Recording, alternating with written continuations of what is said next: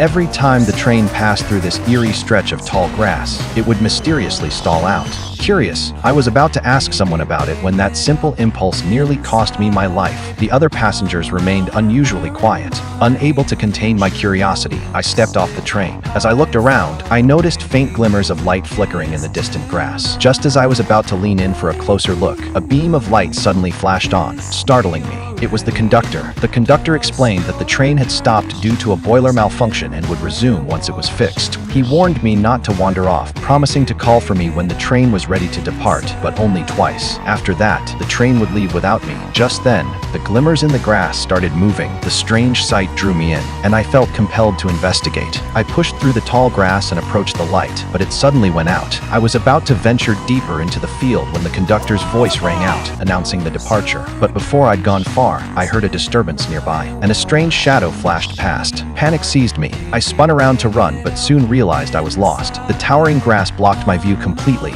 Desperate, I jumped up and down shouting for help, but the silence was deafening. No one responded, as fear intensified. I picked a random direction and bolted forward, only to hear the conductor's voice coming from the opposite direction. I knew this was the final call before departure. If I didn't get back immediately, I'd be stranded in this wasteland. No matter how hard I ran, I couldn't break free from the tall grass. Strange sounds echoed behind me, reigniting my curiosity. I parted the glowing grass before me, and what I saw made my blood run cold. A creature with a glowing white body and no face was emerging from the ground. Worse yet, there wasn't just one. Terrified, I dropped to the ground and tried to crawl away quietly, but the creatures had already spotted me. They immediately gave chase. I ran for my life. Finally breaking through the grass, I tumbled headfirst into a pit, my glasses flying off. As I fumbled to retrieve and put them back on, another creature burst from the earth, and others quickly closed in. Using all my strength, I clawed my way toward the edge, only to have one of the newly emerged creatures grab my leg. I snatched up a nearby stick and beat it back, barely managing to climb out of the pit.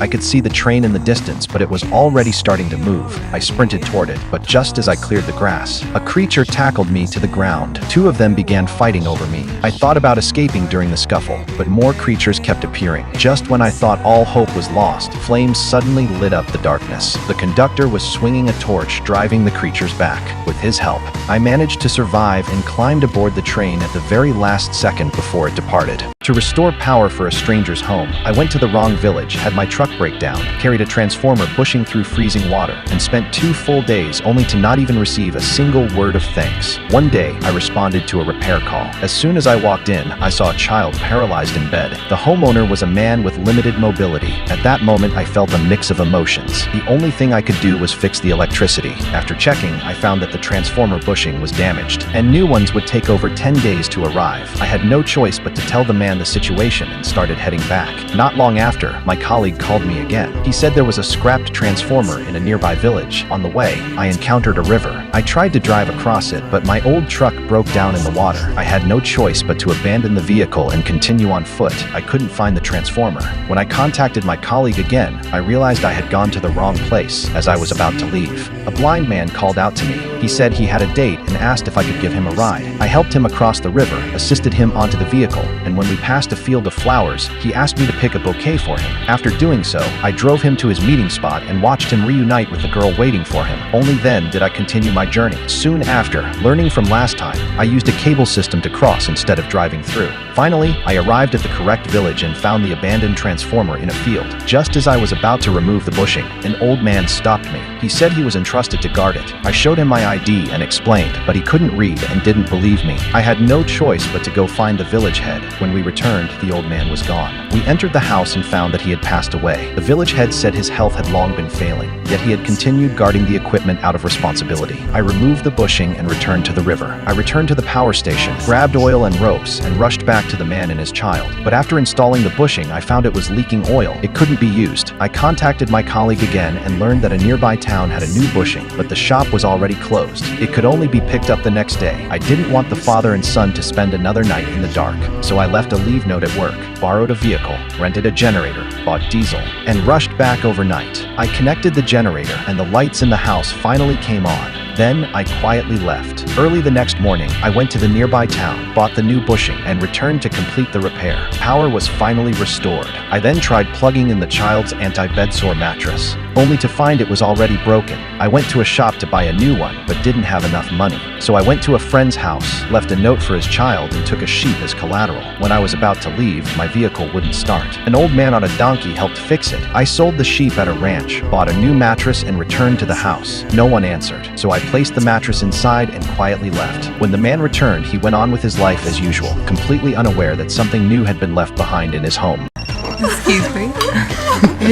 No, I'm sorry, there's no rose here. When I heard the phone conversation, I immediately realized the woman was an undercover agent. Without hesitation, I shot and killed her. But when I was about to kill the other woman, my partner stopped me. I explained to him that the woman was undercover, and so was his girlfriend. My partner didn't believe me. To prove it, I found a listening device hidden in the desk lamp. My partner's girlfriend started making excuses and denying everything. My partner believed his girlfriend. I suspected the ring his girlfriend had given him was a tracking device, so I made him swap rings with me at gunpoint. When I held the ring near the radio, the signal interfered with it. My partner finally believed me. Once her cover was blown, his girlfriend pulled out a gun she'd hidden and opened fire on us. Then she took the opportunity to jump out the window and escape. Afterward, we found numerous listening devices throughout the house. At that moment, his girlfriend suddenly called. We tracked her location through the phone. Eventually, my partner found his girlfriend. She was strapped with explosives, planning to take us both down with her. In the end, my partner shot and killed his girlfriend.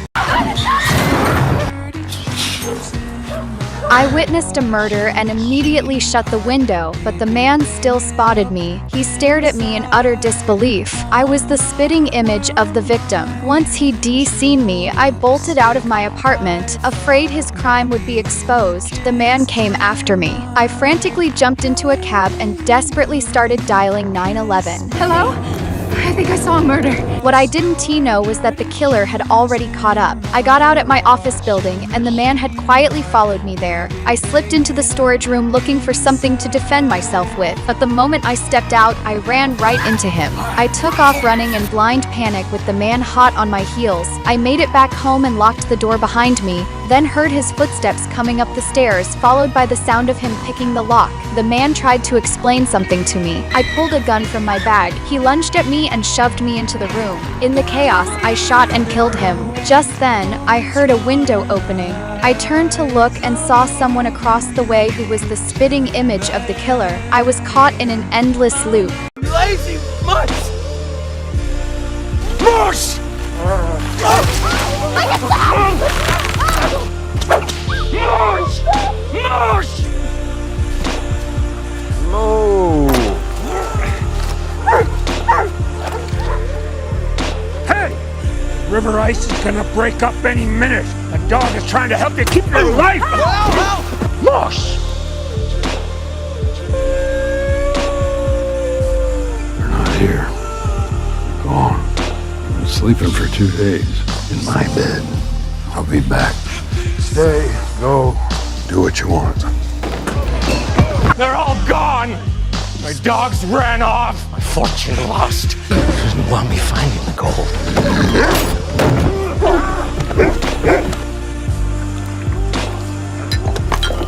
Buck! What did you do that for? Hey, Buck! Bring that back. What are you doing? Just, would you get off me? Buck.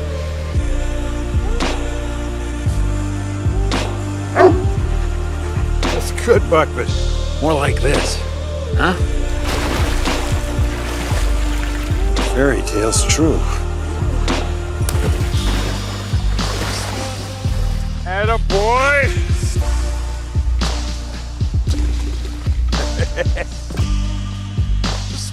No man needs more than that. It's time for me to go, Buck. Whatever's left of it, pick up the pieces, or at least try.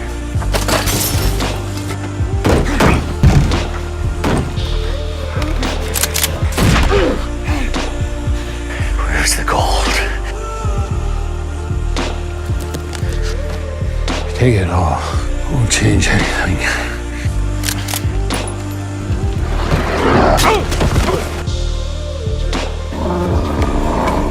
You know this, do you? Good.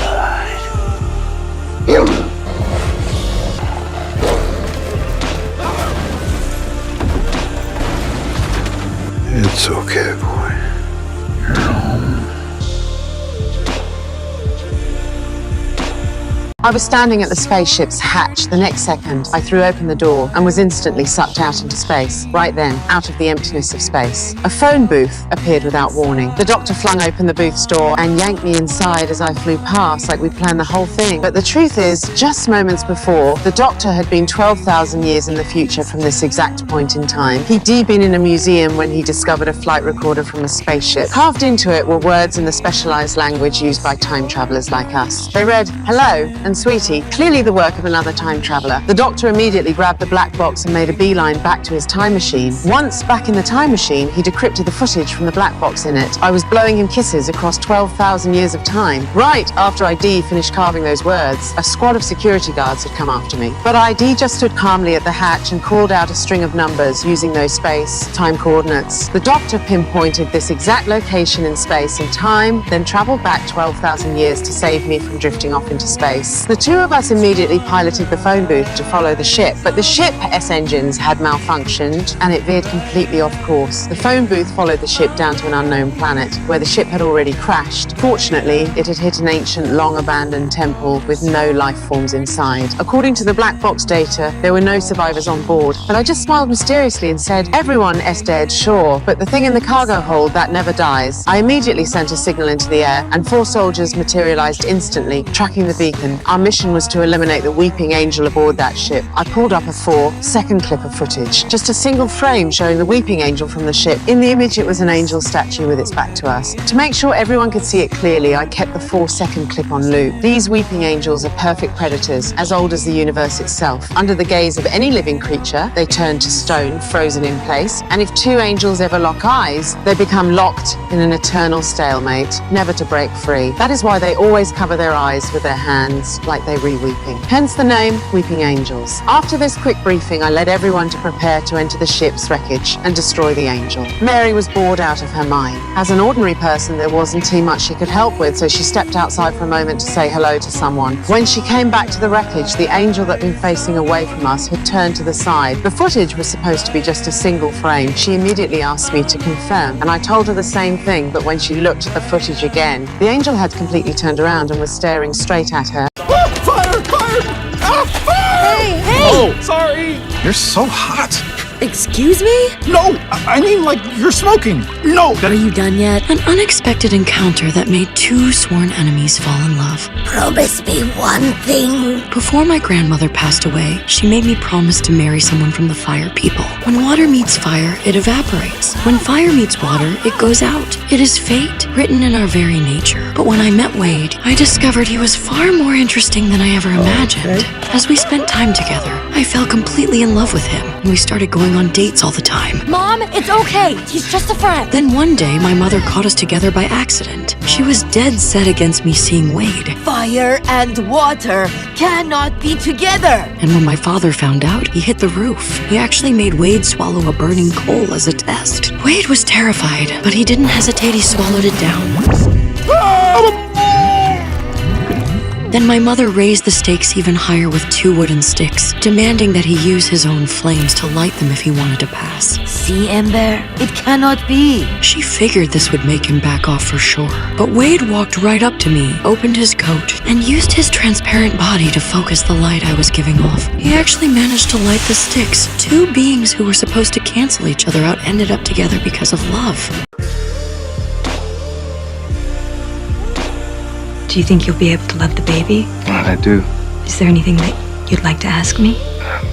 No. The rings. I don't have a ring. I don't need one. I now pronounce you man and wife. Welcome home. This is the bathroom. Hot water, cold water. I just put that in. Where's the telephone? Phone box in Wilson outside the post office. I don't really know how to cook. I can cook a fair bit. The Reverend said you'd had lots of schooling. I was in graduate school, studying archaeology. My college thesis was Heinrich Schliemann's excavation of Troy. Ray, I was just wondering why you agreed to this. I thought maybe it'd be God's will.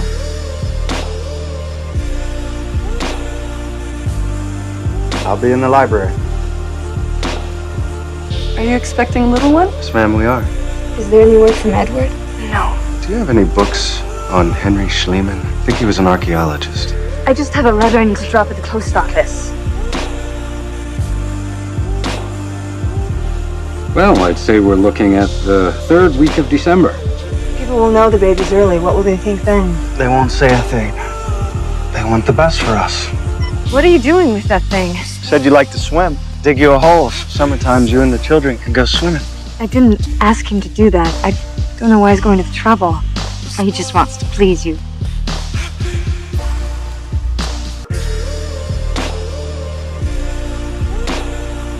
I found the dugout. Look, arrowheads. Someone in your family was a budding archaeologist. No! No! What? What's wrong? Artifacts from the dugout! Where is the burlap bag? What did you do with it? It's near the bottom of the pile. I thought it was trash. It's not trash. It's history. It's your history. I'd do anything. Do anything to make you happy. I know that. Well, I'm considering beans in the North Field. Well, what do you think? I've been thinking about Troy. Troy who? The city of the lost one over there in Turkey. Just came for you today. I'm guessing he didn't know you were married, huh? Printing these letters. I know it was wrong. I finally got a letter, and I only hope you find the father of this baby, because I sincerely doubt that I'm responsible. I know that I've hurt Ray. That day, when the preacher married us, I forgot the ring. I have one now. Truth is, I don't know if I deserve you. How do you know this could work? I know, because someday you're gonna forgive yourself. What in the world are you doing? Getting ready for our baby. Our baby's coming. I was taking a leak when I suddenly noticed something glowing in the distance. I brushed away the sand covering it and discovered a massive chunk of gold. I glanced back at my companion, hesitated for a moment, but ultimately decided to tell him about my find. We both started digging up the gold together, but what we didn't realize was that what we could see on the surface was just the tip of the iceberg. This piece of gold was far bigger than we could have ever imagined. No matter how hard we tried to move it, the thing wouldn't budge an inch. So we decided to use our vehicle to drag it out, but the rope snapped clean off, and the gold still didn't move. We kept digging with our shovels, but the sheer size of this gold was way beyond what we'd expected. James said that to dig out this gold, one of us would have to go get an excavator while the other stayed behind to guard it. That was the only way to make sure nothing happened to it. Without a second thought, I volunteered to stay and protect the gold while James went to find an excavator. James left me with half a barrel of water and a satellite phone, then headed out. I covered the gold back up with sand. Suddenly, fierce winds started whipping through the desert. I decided to look for some dead branches to build a shelter,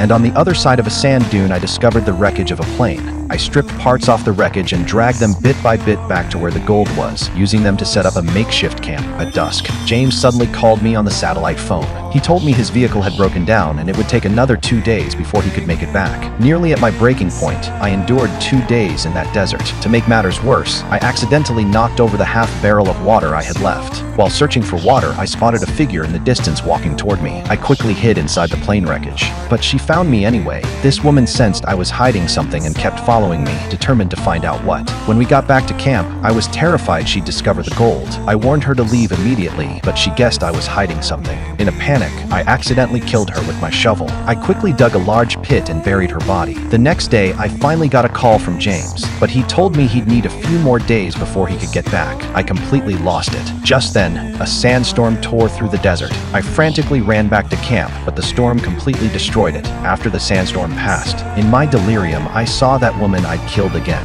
She didn't kill me. Instead, she offered me water. Turns out she was the sister of the woman I'd murdered, and she'd come looking for her. I hastily chased her away, then passed out. When I came to, I immediately called James and told him to get here as fast as possible because I was now surrounded by a pack of wild dogs. What I never could have imagined was that James had actually arrived long ago and had been secretly watching me from a distant hill, waiting for me to die so he could have all the gold for himself. The dogs launched their attack, completely exhausted. I was eventually torn apart and killed by them. James watched the whole thing. Once I was dead, he drove up with the excavator and started digging up the gold. The warden had a strange ritual. Whenever someone died in that prison, he would press a torch against the soles of the dead man's feet, just to make sure the prisoner was truly gone. Only then would he order the guards to sew the body into a burial sack, and, when the time felt right, drop it into the open sea. What none of them could have imagined was that I had watched every single bit of it. The moment the guards left, I carefully pushed aside the loose bricks we had hollowed out long ago and slipped into the cell next door. The sight of the priest's cold, lifeless body hit me like a punch to the gut. He was the only friend I had in this hellhole. For 7 grueling years, we had dug that tunnel together. We were just 1 month away from breaking free, and now I was completely on my own. But just as despair was about to swallow me whole, a wild idea flashed through my mind.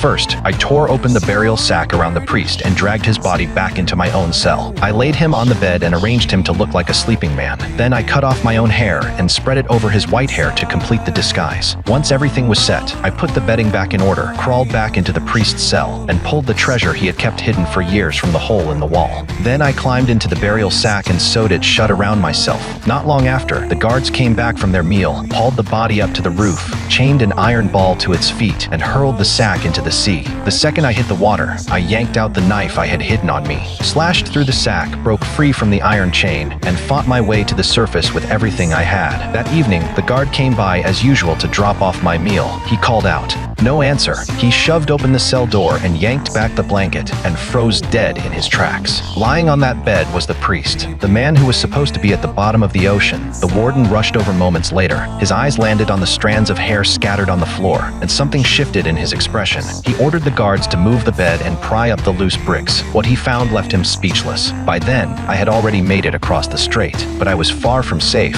I had to ditch the prison uniform fast. I snuck into a farmhouse, rummaged through some clothes, and swapped out the filthy outfit for something that wouldn't give me away. But when I made it back to my old home, a neighbor told me something that shattered me. My father was gone. I stood there, struck dumb, unable to move. The neighbor led me to my father's grave. Apparently, the grief of missing me had eaten away at him until he couldn't hold on anymore. He had passed away 10 years ago. What I couldn't wrap my head around was the gravestone standing right next to his. It had my name on it, with my heart full of bitterness and unanswered questions. I tracked down my fiancé's address, but that too was a dead end. She had long since moved away and remarried someone else. I drifted through the streets like a ghost hollow, and then, just ahead, a commotion broke out.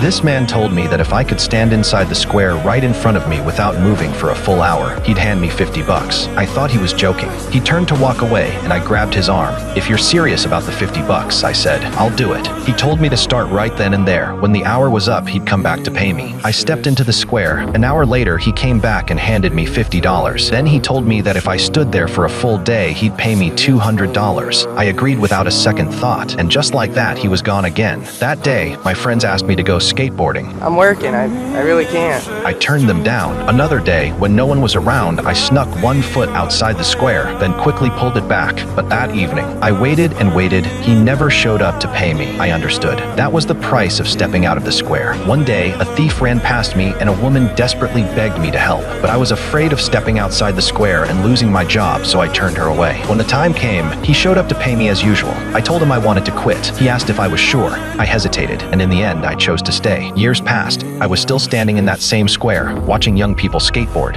I thought of the person I used to be. He noticed I had lost my passion for the job. He led me to a much larger square and told me this was my new post. I had more room to move, a wider view, and my pay doubled. The unexpected change reignited something in me. I was motivated again. Before I knew it, I had become an old man with white hair. My pay had climbed to $5,000 a day, but I was tired. I told him I wanted to retire. He nodded, turned around, and walked away. And it hit me all at once. I had given my entire life to someone else. I walked up to 2 young girls holding skateboards and traded them my watch for one.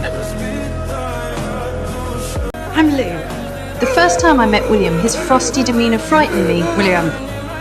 Hello, Louisa Clark. I'm Will Trainer. This job pays well, but it's no easy feat. He's purposely scared away several caregivers. But my family is short on money, so I have to grit my teeth and go take care of him every day. One day, he kept his eyes closed and didn't move a muscle. I thought he was joking. It wasn't until the doctor arrived that I learned he can't sweat, and even a cold could kill him. When I saw the scars on his wrist, I was shocked at why would someone so wealthy want to die. Later, I heard his parents arguing and finally learned the truth. He's my son! Yes, he's my son too! It's his choice. This is what he wants. You know how much pain he's in. It turns out that 6-month contract was the deadline he set for himself. I tried to cheer him up. Every day I dressed in bright, colourful clothes and told jokes in front of him. One day, I accidentally saw his old photos, completely different from how he is now. Thinking how awful it must be to have lived like that and ended up like this. The rest are in the drawer if you'd like to snoop around further. This unintentional act, however, stirred up William's fragile self-esteem. When his ex-girlfriend came with a new boyfriend, William pretended to be calm. But as soon as they left, there was the sound of things being thrown in the room. I went in and saw the broken photo frame, quietly glued it back together and gave it to him. But he lost his temper. You don't have to be an arse. Your friends got the shitty treatment, fine, they deserved it. So it would be really nice if you didn't try and make my life as miserable as you apparently make everyone else's. It was the first time I talked back to him. Strangely enough, that night he invited me to watch a movie. I always felt he was looking at me. At the end of the movie, he asked, Did you like the film? I loved it. And the corner of his mouth couldn't help but lift slightly. Our relationship was also changing quietly. The letter about euthanasia in Switzerland shattered the brief warmth. At the concert, I bit off the tag on his collar in front of everyone.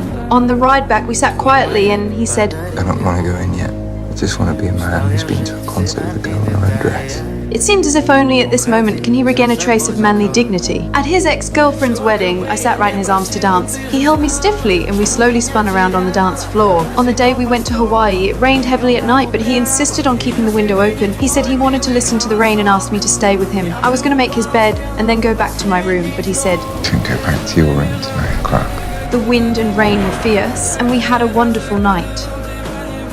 I danced for him by the sea, my movements clumsy. William laughed happily. In that moment, I firmly believed William would never again give up the courage to live. When we get back, I'm going to Switzerland. I was so selfish. I wish I had never taken this stupid job. I wish I had never met you. The next day, with a heavy heart, I embarked on the journey to bid farewell to my love. I held him for the last time. He suddenly hummed the song I often sing. He had long kept everything about me in his heart.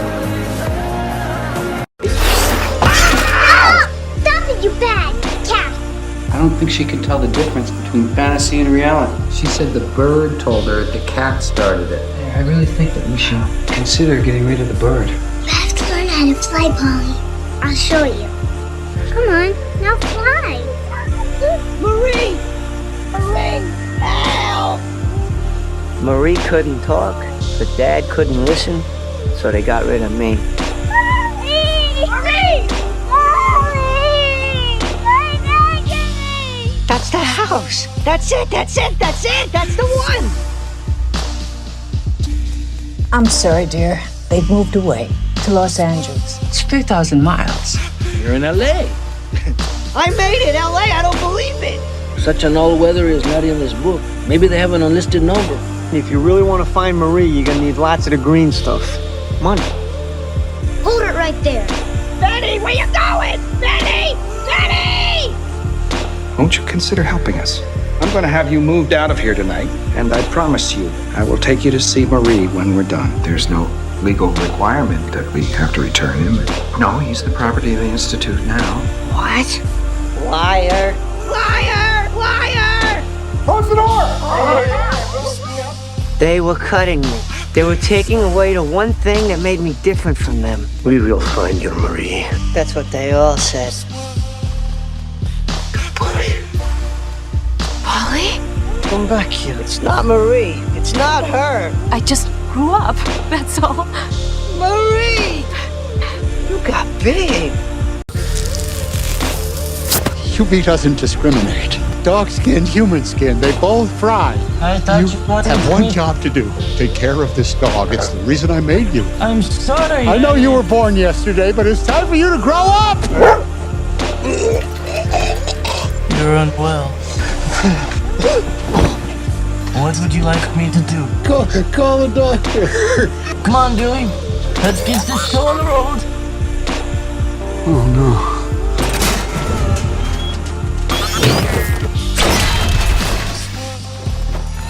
Oh, no. I'm sorry, Dewey. Fish! Have you listened to me at all? If you had any, you'd know there's something wrong with this place. Finch, you think? Walk away now. We have to lose him. No! No, Jeff!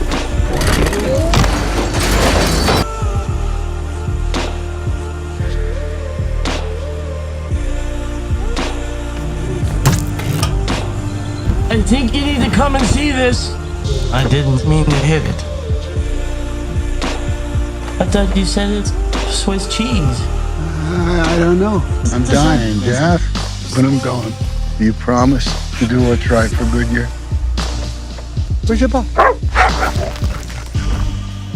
No, you try it. I told you he doesn't like me. You two, you'll figure it out. Trust me. I'm just gonna lay down for a while. You two play. Shake my hand.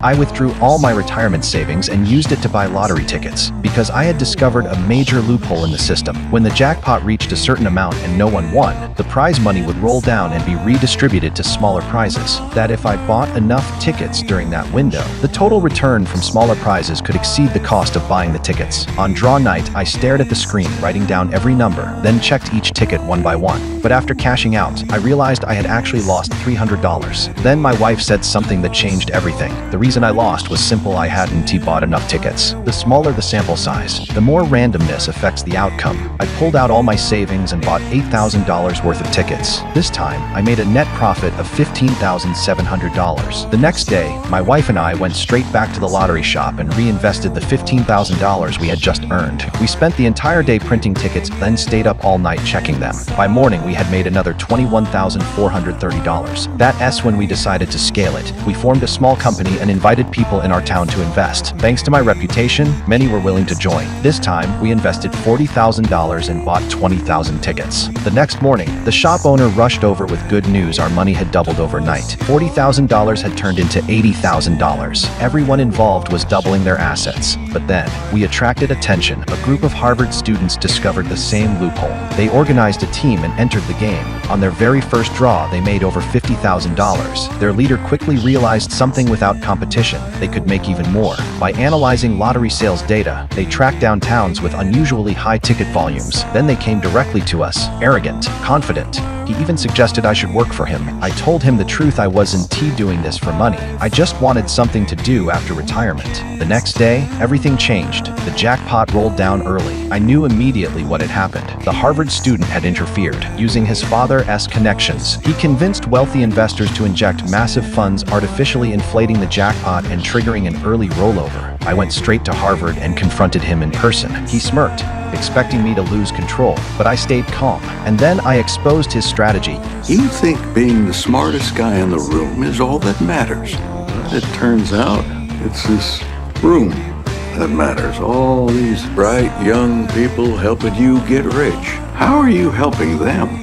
Guess you haven't run the math out on that, huh? The room went silent. His teammates put their tickets down, but retaliation came quickly. The next time I went to buy tickets, the machines were gone. To get back at me, he exposed the loophole in the newspaper. The lottery company could absorb the losses, and soon after, the game was shut down entirely. I witnessed a man suddenly collapse and fall onto the subway tracks. People around me immediately pulled out their phones to record, but nobody stepped forward to help. Without thinking twice, I jumped down onto the tracks and pulled him to safety. But when it came time for me to climb back up, I ignored the hands reaching out to help me. I had been planning to throw myself in front of the train. Then I turned and saw a child. I didn't want to traumatize a kid with that kind of memory. At the last moment, right before the train came barreling through, I chose to jump back onto the platform. This wasn't the first time I'd thought about killing myself. Back home, I put on the suit my late wife loved most, fixed myself up, took one last look at her photograph, and prepared to end it all again. Suddenly, a commotion erupted outside, new neighbors moving in across the way, interrupting my plans. I went out to help them park, but the guy backed into my mailbox.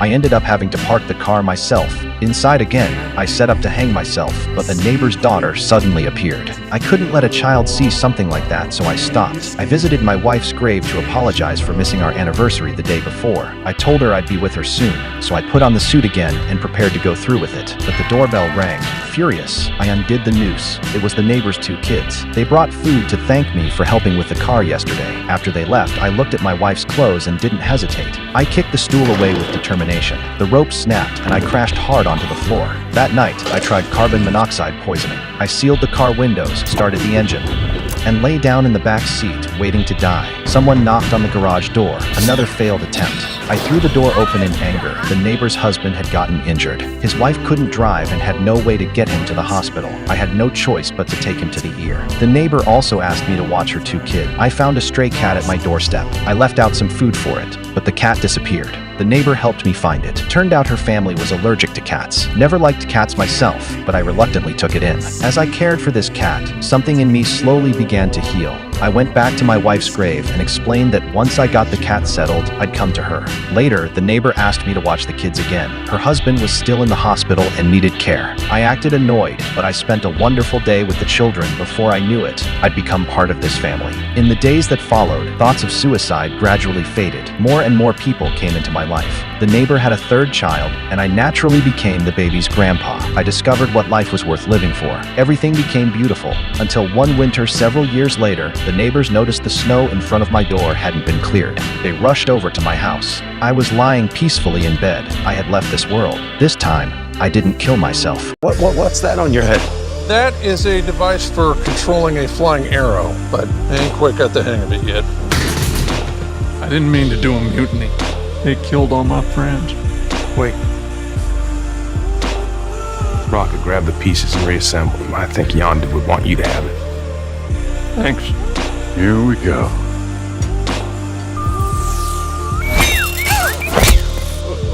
Sorry. Боже мой, Kraglin, you must know you will never learn. You think you could do better?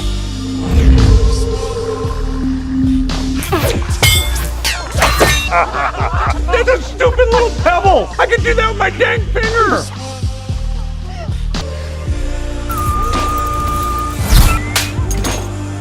Who threw this thing at me? Baby. Kraglin, we have been infiltrated!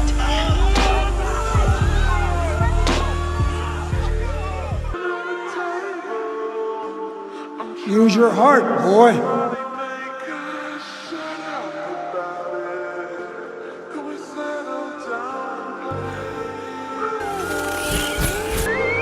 I'm the one which sticks up for you! Use your heart, boy. In the future, any newborn is executed on sight because humanity has achieved total immortality. But with limited resources, no new human can be born unless someone dies by accident. To maintain the population, the authorities formed a specialized recovery squad to deal with those who give birth illegally. As a member of that squad, I received a tip one day about children being born illegally at this location. The woman begged us desperately, offering her own life in exchange for her 2 children's. As an enforcer, I raised my gun coldly anyway, simply because in an immortal society, procreation is the ultimate sin. After I finished processing the 2 children, I ran right into their father coming home. Infuriated, the man charged at us to fight for his life, but my team shot him dead on the spot. Looking at the fate of this family, something inside me stirred for reasons I couldn't explain. The next day, I accompanied my girlfriend to the Immortal Medical Center. It turns out that even immortals experience physical decay, but with a simple injection, their wrinkles vanish instantly. My rejuvenated girlfriend wanted to get intimate, but a toy in the car reminded me of the child I had just executed. I turned her down. Ever since I killed that child, I haven't been able to focus on my work.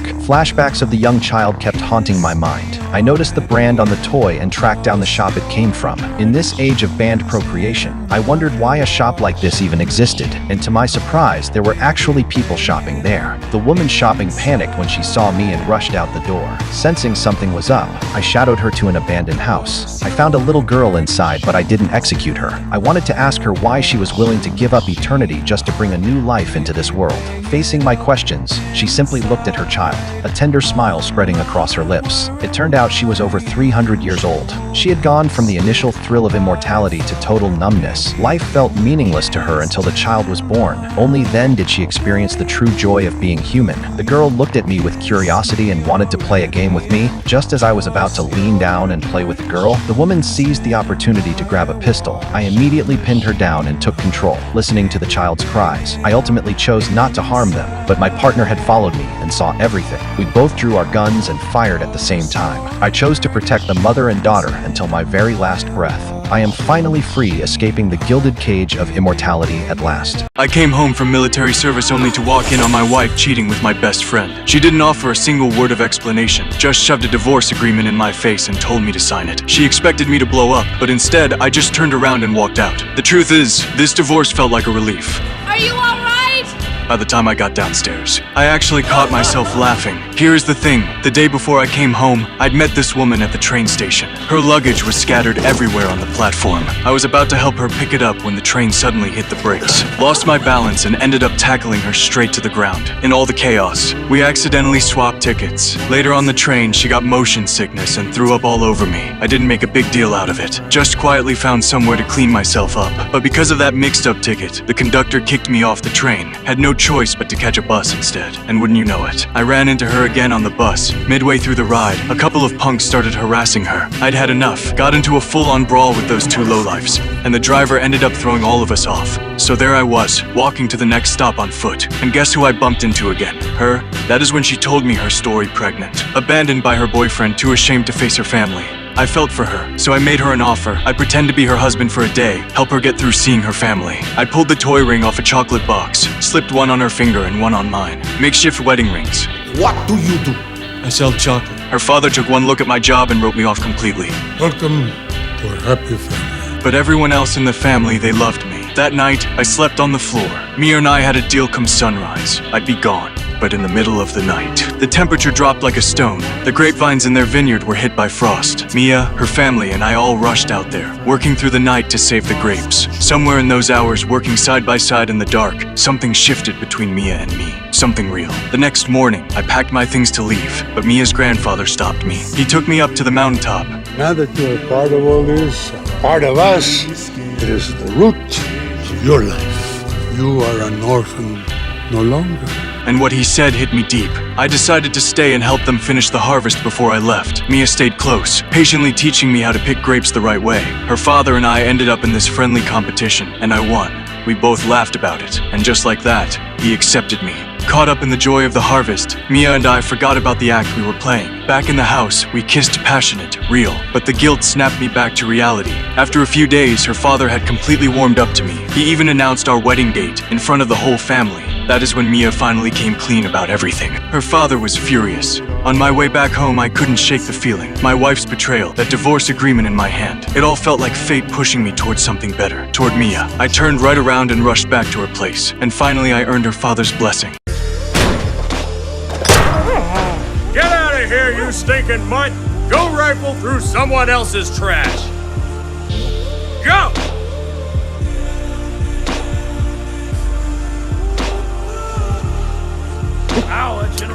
Go! Shoot! Get away! This pooch belong to any of you men? I see you eyeballing in Private Conroy. Better fetch that dog a bone. Looks like he could use it. Sergeant says get him fed. I don't cook for dogs. He might be the only one that likes your cooking. People put in shot. That's. Look out!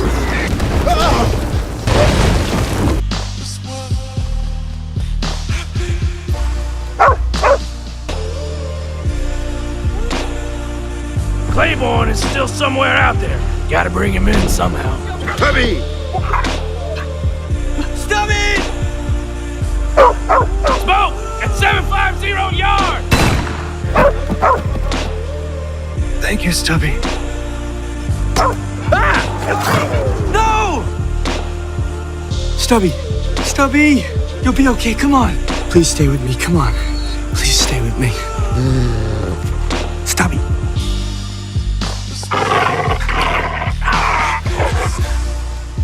Don't even think about it. This is yours now, Stubby. You earned it. I had just gotten on my motorcycle and a stranger suddenly hopped on behind me. Before I could even ask what was going on, he kept urging me to drive. I took him to his destination. After getting off, he asked how much he owed me. That S when I realized he thought I was a motorcycle taxi driver. After getting a taste of easy money, I went to where motorcycle taxi drivers wait for customers, ready to pick up my next passenger. But the other drivers pushed me to a less crowded area. Luckily, I still had some luck, and I quickly picked up my second passenger. He looked extremely anxious when we arrived. He ran straight into a construction site. I could only wait there, feeling uneasy. Then I noticed an abandoned television antenna. The television signal at home had always been bad. If I had this, my kids would definitely be happy. The security guard saw that I wanted it and gave it to me. At that moment, the passenger came back to pay me. He gave me more than 20,000 tomains, more than my monthly salary. I wanted to return the money, but he had already driven away. In the end, I kept it. After I got home, my family and I carefully cleaned the motorcycle. My new motorcycle taxi business had officially begun. The next day, after I dropped off a passenger, he asked me to help carry goods upstairs. While moving things, my only shirt got torn. Fortunately, the customer was kind. He not only paid me, but also gave me a nice shirt. However, my daughter's hearing aid fell into water and broke. To save money for a new one, I made a fake work ID and snuck into a company transport team to earn more money. But due to my inexperience, my motorcycle broke down. By the time I fixed it, the convoy was gone. I didn't know the delivery location, and no one knew how to contact me. A greedy thought crossed my mind. I took the refrigerator home. That night, I stared at it, lost in thought. The next day, I brought it to a recycling station. The owner offered a high price for it. I panicked and quickly rode away, but soon after, I regretted it. I needed the money to buy my daughter a hearing aid. I went to another shop, struggling inside. In the end, I chose not to sell the refrigerator. I brought it back to the company. The boss not only rewarded me with money, but also offered me a full-time job. Kindness may come late, but it never fails to arrive. Hey, Bailey! Whoa! Sorry, that was the dog, that wasn't me. You should teach your dog some manners. I've been trying, he's not too smart. You're pretty smart to me. See ya. Hey, you wanna get a hot dog or something? Sure. I wanted to save them, but I didn't know how. From that moment on, the girl was a member of our pack. Ethan and Hannah would wrestle and lick each other. Maybe Hannah's hiding something in her mouth. You are gonna get a big football scholarship at a good school, and then I'm gonna apply to that school and get an academic scholarship, and then we'll both be at college and we'll never be apart. Full scholarship, 4 years. Oh my God! You gotta jump. I just wanna tie these together.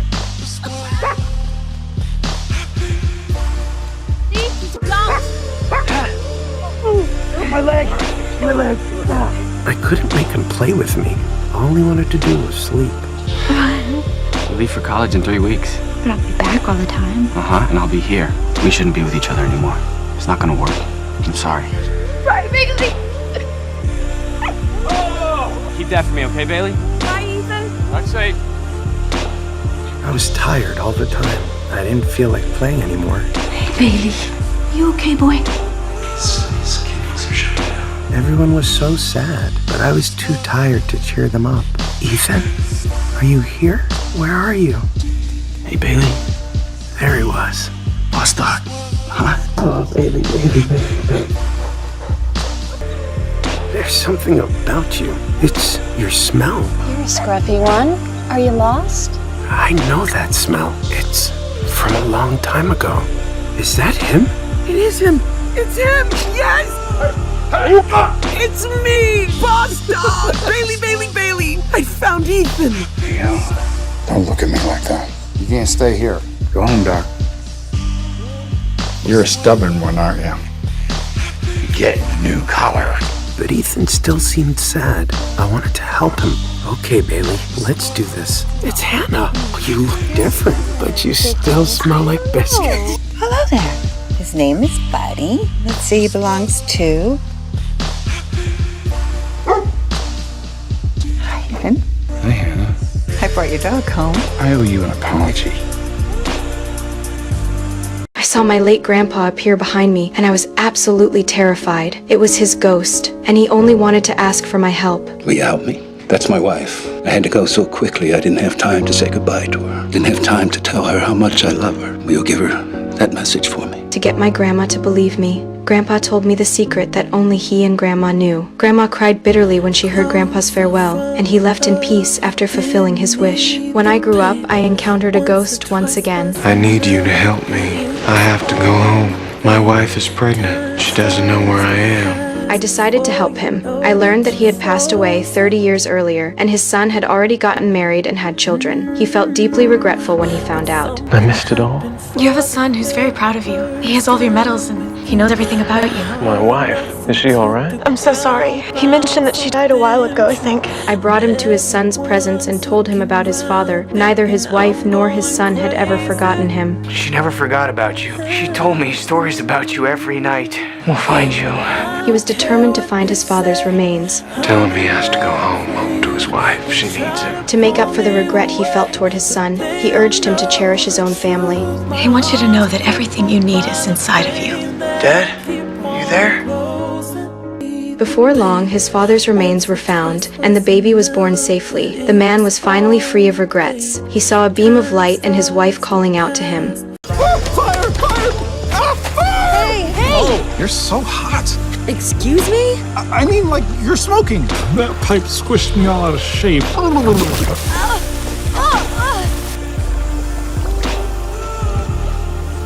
Just a loveless, sad future of sadness. Promise me one thing, Mary. Fire. Any chance you're free tomorrow to hang out with a water guy? My dad would boil you alive. We could meet in the city. I promise nothing weird. That's not going to happen. You smiled! I saw it! I'll be at the Alkali Theater, 3 o'clock!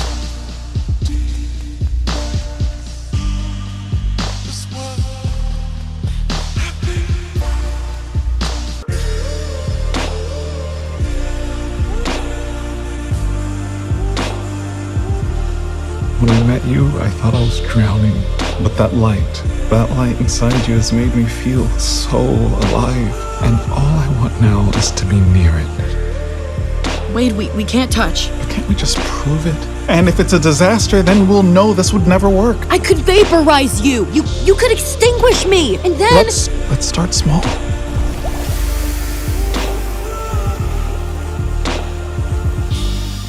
I could smell you from over there. Oh, you stink. You're smelling love on me? Fire and water cannot be together. And then you must light these with your fire, and I read the smoke. See, Ember? It cannot be. Actually...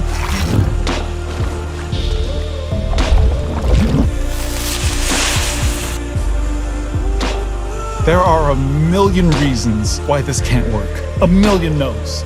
But there's also one yes. We touch.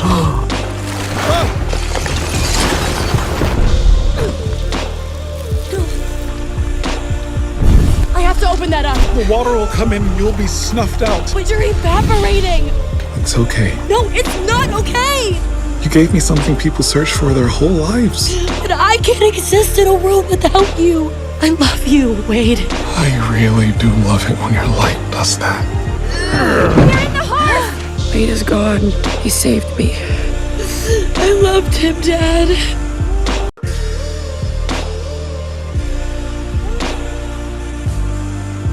Shoot. Go. Get away.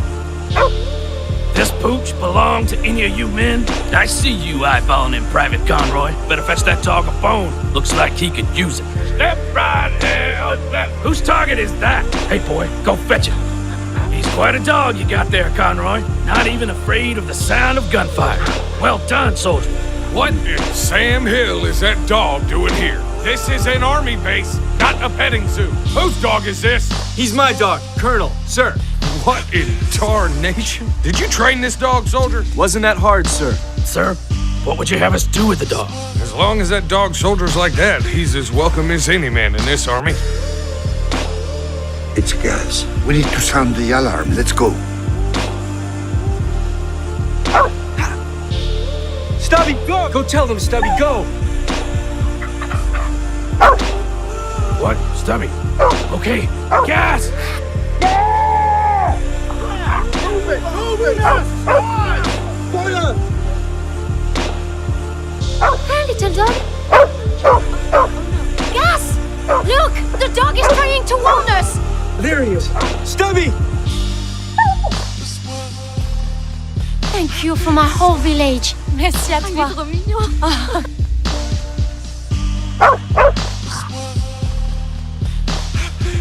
Handy ho! What is it, Stubby?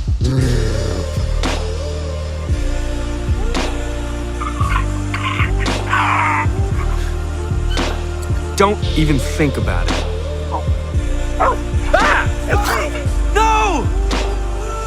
Stubby, you'll be okay. Come on. Come on, Stubby. I confer the honorary rank of Sergeant on Stubby. Sergeant Stubby will wear these stripes. Hey, Stubby, you outrank me now. What's wrong? Your ring. Iron burns fairies. I'm sorry. The boy's appearance made me laugh, I like your wings. and I let him touch my wings. I was innocent by nature, never imagining this encounter would turn into a fateful tragedy. As time went on, our friendship slowly blossomed into affection. He gave me a necklace, and I fell head over heels for him. On my 16th birthday, he kissed me, a kiss of true love. Years later, I drank the poison he handed me without a second thought. It turned out the king had decreed whoever killed me would inherit the throne. But he didn't kill me, he just cut off my wings and took them away. The pain of the wound was nothing compared to the agony of betrayal. I wandered aimlessly, shattered, and vowed to get revenge on him. I rescued a crow from humans, turned it into a person, and made it my spy. Before long, the crow brought news. He'd been crowned king and married a princess. Consumed by rage, I completely turned to the dark side and became a witch. All my powers multiplied several times over, except I no longer had wings. When I heard the queen had given birth to a baby girl, I snuck into the castle to take my revenge. I really felt quite distressed at not receiving an invitation. You're not welcome here. I, too, shall bestow a gift on the child. I cursed the little princess. On her 16th birthday, her finger would be pricked by a spinning wheel, and she'd fall into an eternal sleep. Only a true love's kiss could wake her, and I knew full well there was no such thing as true love in this world. The king ordered all spinning wheels to be burned. I'd visit the castle often to scare the little princess, but every time, she'd end up laughing at me. I hate you, beastie. The little princess always clung to me, and that feeling was truly magical. I don't like children. My heart melted for her. I'd say no, but whenever she asked for a hug, I couldn't help but hold her. She'd stroke my hair, and I didn't mind at all. Slowly, the little princess grew up. Even when she accidentally hurt me, I didn't get angry. Looking at her innocent face, I started to regret the curse I'd cast. I tried to reverse it, but the curse was too powerful. I couldn't break it. Tomorrow was the little princess's 16th birthday, and the king had locked her up. The curse took effect. The long, damaged spinning wheel repaired itself with magic. In the end, the little princess pricked her finger and fell into a deep sleep. I was overwhelmed with guilt, hating how hatred had blinded me. I kissed the little princess's forehead sorrowfully. As I turned to leave, a miracle happened. Hello, godmother. Hello, beastie. When I was at the hospital getting my chest injury examined, I had to take my shirt off. This guy standing nearby was straight up staring at my chest. I asked the doctor about it and found out he wasn't even a doctor. He was a pharmaceutical sales rep. I was furious and immediately chased after him to give him a piece of my mind. This guy was a total smooth talker. Within seconds, he had me cracking up when I'd been fuming mad, but I didn't forgive him, not even close. Instead, I snapped a photo of him. No, wait, hold on 1 second. I can do a better apology. This guy was smitten from the moment he saw me. He actually tracked down my number through his connections and called me right away. I'd already figured out what he wanted, but I agreed to the date anyway, reluctantly. 5 o'clock, Lulu's on Clark. He practically jumped for joy. Let's go. Excuse me? Well, you want to close, right? Now?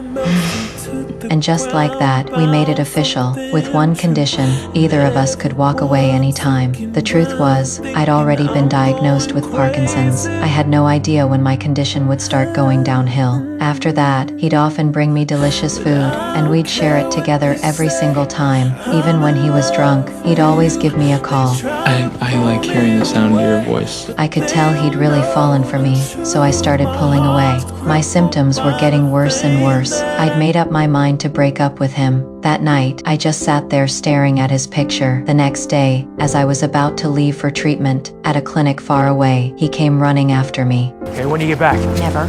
Tomorrow night, late. How late? Just forget about it, okay? Please, I'm begging you.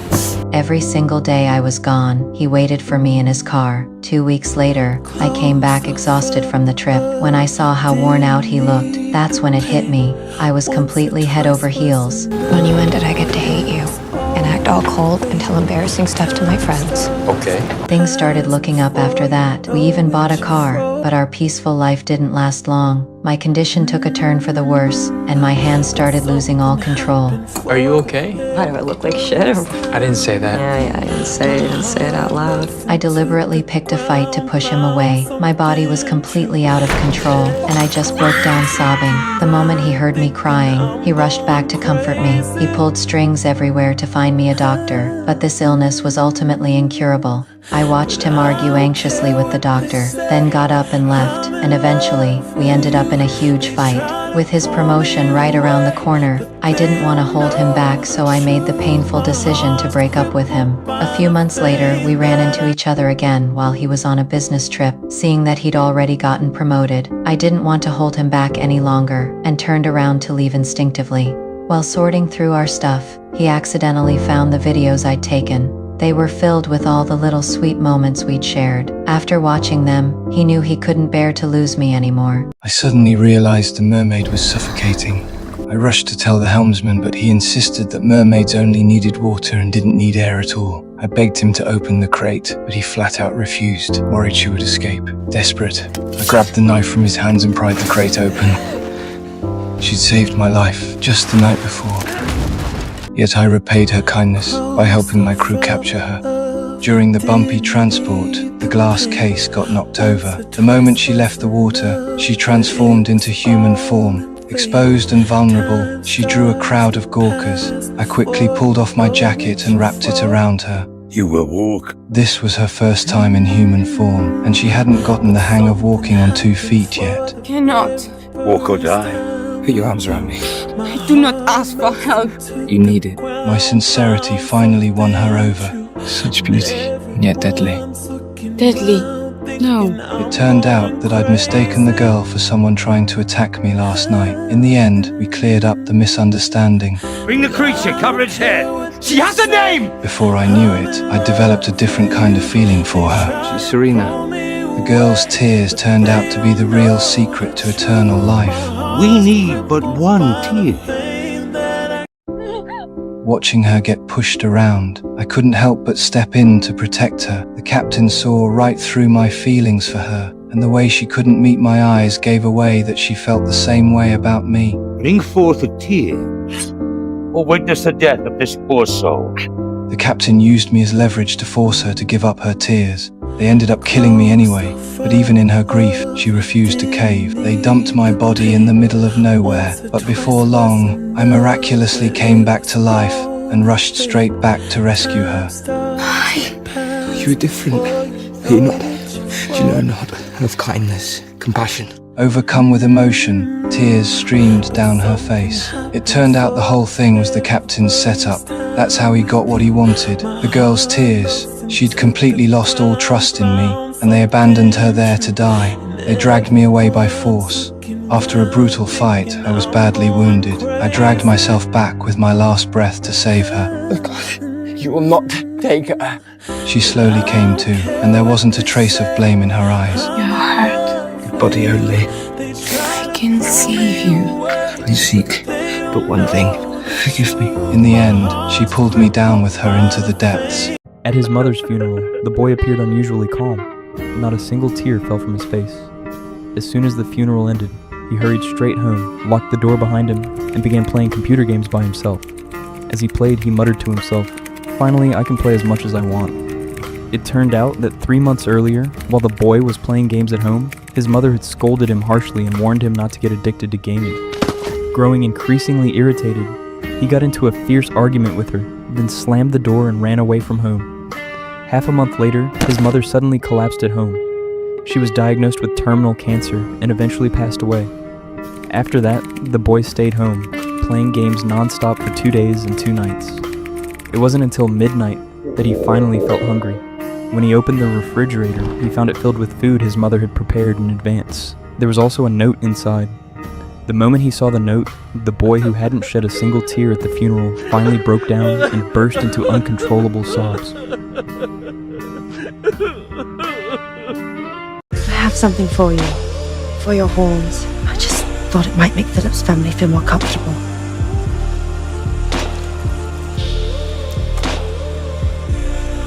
Is there a problem? It's iron. I trust you'll be comfortable using your hands. Contain your animal, or I will. Please put it down. We go home. Let the curse! Maleficent has cursed the king! If you don't, I've done nothing. Aurora! wake him! Stop! Stop! I'm sorry I doubted you, but this isn't you. I know who you are. You do not. Yes, I do. You're my mother.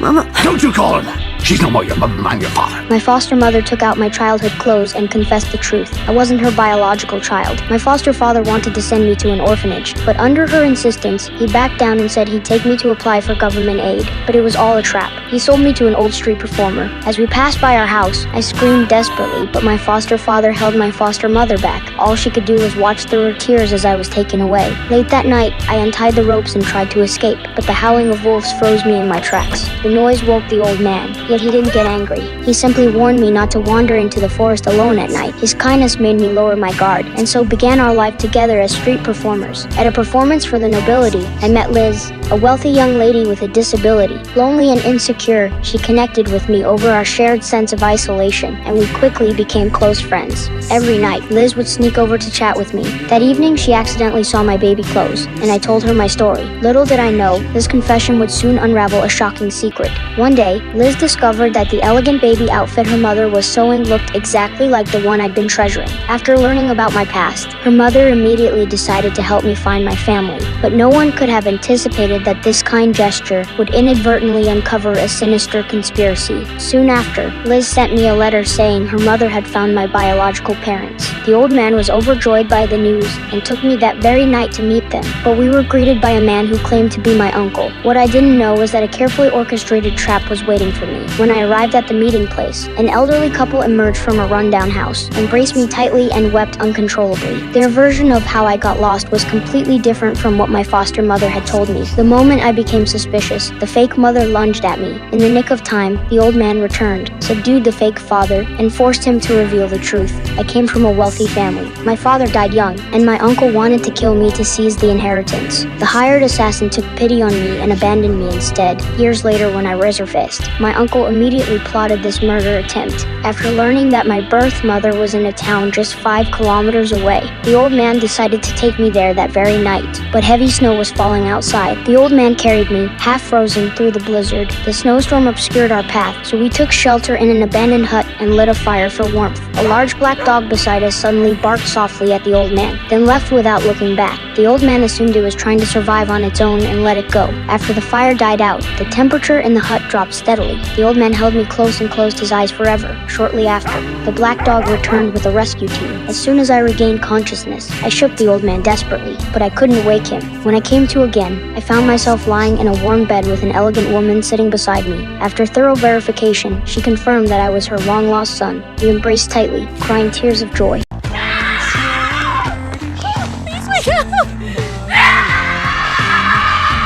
Who was driving this car? When I saw the back door standing open, I thought my carelessness had cost my daughter her life. You left the gate open? No, I'm sure I left it. My husband insisted it was my fault for not locking it properly. That is what killed our daughter. Under his constant blame and accusations, I lived in the shadow of believing I'd caused her death. But then something happened that changed everything. A few months later, I caught my husband outside a restaurant with a waitress. They were all over each other, even kissing. I decided it was over. I packed up everything and went to his office to end things once and for all. He wasn't there when his secretary learned what I'd been through. She told me the truth. He was sleeping with a female employee, she went on. He'd been cheating on me for years with all kinds of women, including her. Then she dropped the bombshell about how my daughter really died. The day it happened, she and my husband were having an affair at our house. When he saw me and our daughter coming home early, he rushed her into her clothes and told her to slip out through the backyard. She left through the back gate. She never closed the door behind her. That is what killed my daughter. My husband knew she'd left it open, but he let me take the blame. After learning the truth, I didn't file for divorce. I need to buy a gun. Instead, I went to a store and bought a revolver. I told my husband it was because of all the home invasions happening lately for protection. I even showed him I'd loaded it. Then I went to our neighbor Mary, who'd been dealing with an abusive husband for years. We came up with a plan that would solve both our problems. We packed up all her things before my husband got home from work and had her write a goodbye note to her husband, claiming she'd fallen in love with mine. That night, Mary's husband came home and found the note in their bedroom. He lost it completely. He grabbed a gun from the drawer and stormed over to my house. He and my husband got into a fight. I ran to the kitchen, grabbed the revolver I just bought, and tossed it to my husband. When he pulled the trigger, he realized there were no bullets. He looked at me, and I smiled I'd won. That is how the other man killed him. Every time I woke from a nightmare, I injected myself with a sedative to numb myself. I survived by trading rare minerals with interstellar investors. One day, he offered 250,000 units of energy for the exotic mineral I possessed. I didn't too want energy. I demanded weapons. Weapons powerful enough to destroy an orbital planet. 8 years ago, the Council of Shapers massacred my homeworld. Their leader, Jed, shot my husband right in front of me. Revenge is the only reason I'm still alive. But the investors' treaty strictly prohibited trading weapons. Unwilling to give up the mineral, he noticed my fondness for small creatures and proposed a deal. Their species mascot Little Nose in exchange. Cute. But I will not trade my prize for a used alien pet. He's much more than that, as you will see. So he offered a compromise. He would leave the creature with me on a 96-day trial period. I agreed. Not knowing the disaster had already begun, I examined Little Nose carefully. It looked gentle, but its genetic structure was absurdly complex. With it around, I smiled for the first time in 8 years. One night, I woke from a nightmare. This time, I didn't inject the sedative, and suddenly realized Little Nose was gone. All around me were fragments of dead insects. I followed the trail deep into the base and found a biological cocoon. As I approached, it completed its evolution, transforming into a soft, plush-like form. All the small animals in the base were eaten by it. I had no choice but to keep feeding it synthetic protein. The alarm suddenly went off. My enemy had arrived. He believed I was no longer capable of resisting and came to finish me himself.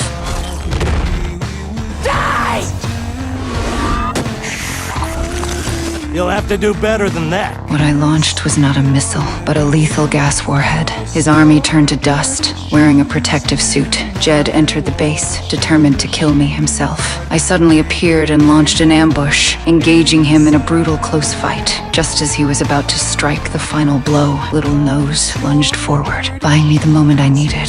I seized it and killed him with my own hands. The battle ruptured the hull. A violent force began dragging into space. I pulled Little Nose into a sealed chamber, but the oxygen left would only last 7 days. I fell into despair. Little Nose seemed to understand. It gently bit my finger, and in the next second, 96 days later, the investor returned as promised. During the scan, they found my scattered remains, and beside them a massive cocoon along with the mineral I had guarded all along. They took both and left. Then cocoon split open, and from within a new Little Nose crawled out, one that looked just like me. I was the most expensive woman in town, priced clearly for sale. Countless men flocked to me, but on that day, a farmer asked me to marry him. You're gonna marry me?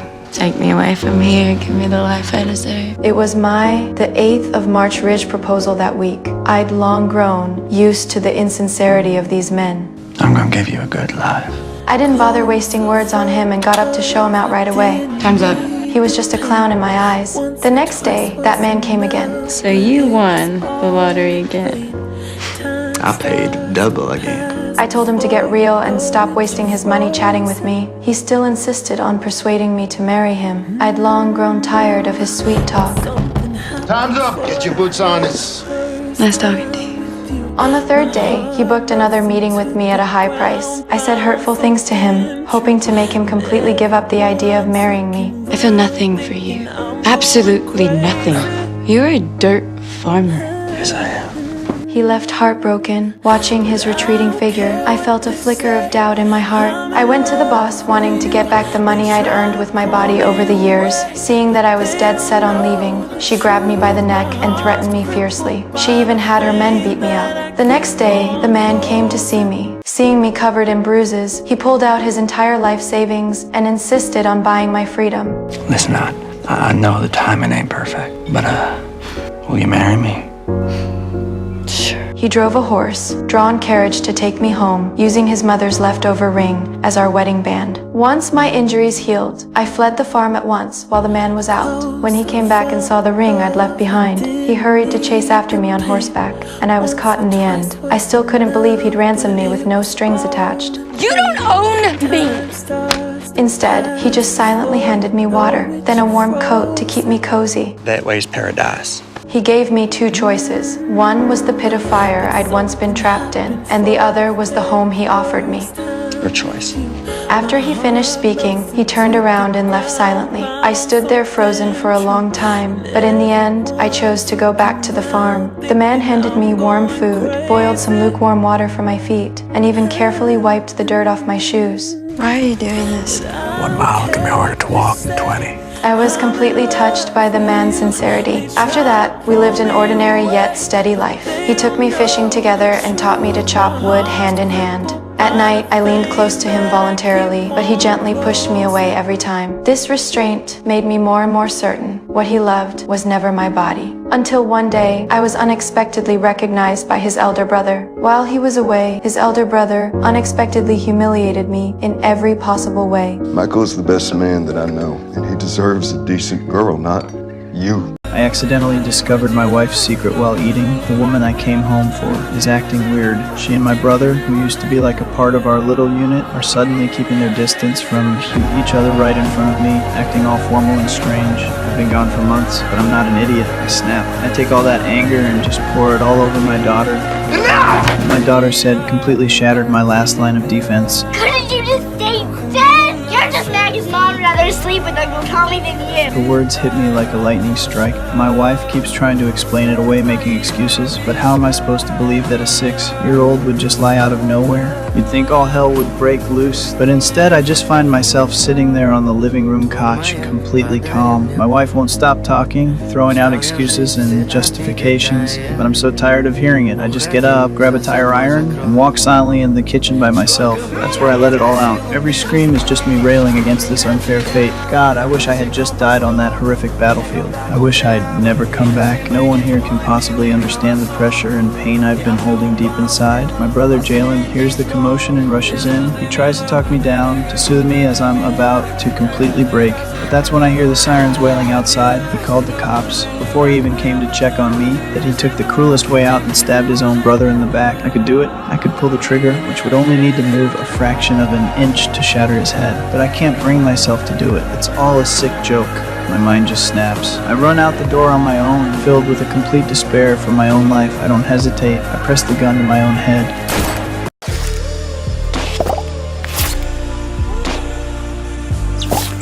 Ali? I taught her how to eat. Ali, what have you done? The Javin, they're eating everything. The storage is nearly empty.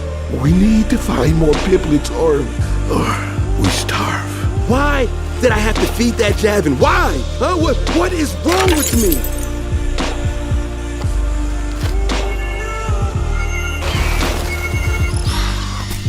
It works. Come on, let's go. This is all your fault, you stupid Javin! Hello! He seemed a little off. Get these feathers off of me! Get him off! See that? It's just right through the grove. Look for the big round dead tree. Got it! Glowing pod, big round dead tree. So when you get this magic pod, you promise you'll come back to Javin Rock with me? Yeah, sure, whatever. Here's your precious pod. No, don't touch it! Where are we going? No! Where are my beautiful feathers? Where are my beautiful wings? The pretty glowy pods are only on an old zoe. That would be by the great waterfall. Ooh, I know that sound. Brushroot helps fight the hunger. You choose to eat this? The Javin owe their lives to that stuff. Thank goodness I found the piplets. They really saved us. That was the first time I met a puku. There was this little guy who showed me how to open the piplet seeds. I know. You remind me every minute. The wolf den, yeah. There's no way in. I'm gonna distract them. And when you change back, I won't have any friends anymore, so... Get you a pod. You could become a Javin. Or a puku. You're letting her get away. The pods! But there's only one. I'll just take it. Why? Because I'll be a Javin again and we can fly around together and find another one. You don't trust me? My community is relying on me. It's my job to make sure the Javin fatten up for the winter and our piplets are running low. Oh, you mean the ones you took from me? I have never taken anything from you. The little puku who taught you how to open the piplets? That was me. We're gonna starve! My sisters hadn't eaten in days, and I was scared. You showed me how to eat the piplets. I never knew how much I hurt you. I am so sorry. Puku! Javin! What are you gonna become? Oh, I was just trying to decide that. Oh, wait, maybe I could just become the Fire Wolf. Bugle? There was never Bugle. You're the one. You're the one. You tore the valley apart. Ivy! No, Ivy! This is definitely one of the most horrific cases in American history. The protagonist, known as the most dangerous man in the world, disguised himself as an unremarkable hot dog vendor on the streets of New York. The story dates back to 1963 in New York. This man ran a hot dog stand that was incredibly popular. Some people even rushed to his house late at night just to buy one. But no one knew that most of those late-night customers vanished quietly from the face of the earth. Everyone was extremely curious about his hot dog recipe, but the man kept it strictly confidential. As the number of missing people continued to grow, the police finally set their sights on him. At first, the man still pretended to be an ordinary businessman, accepting the police's questioning with a big smile.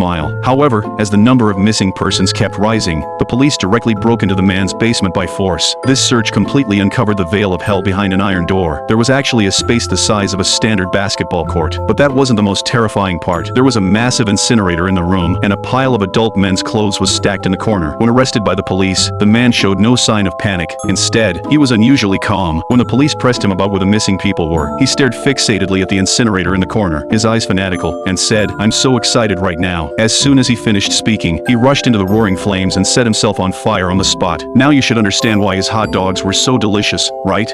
The first time I flew, I was bullied by the passenger in front of me. The cramped seat left me barely able to move, and the flight attendant not only refused to help, but took the other person's side. Even the supervisor mocked me, saying economy seats are supposed to be cramped. How much for the damn cocoon?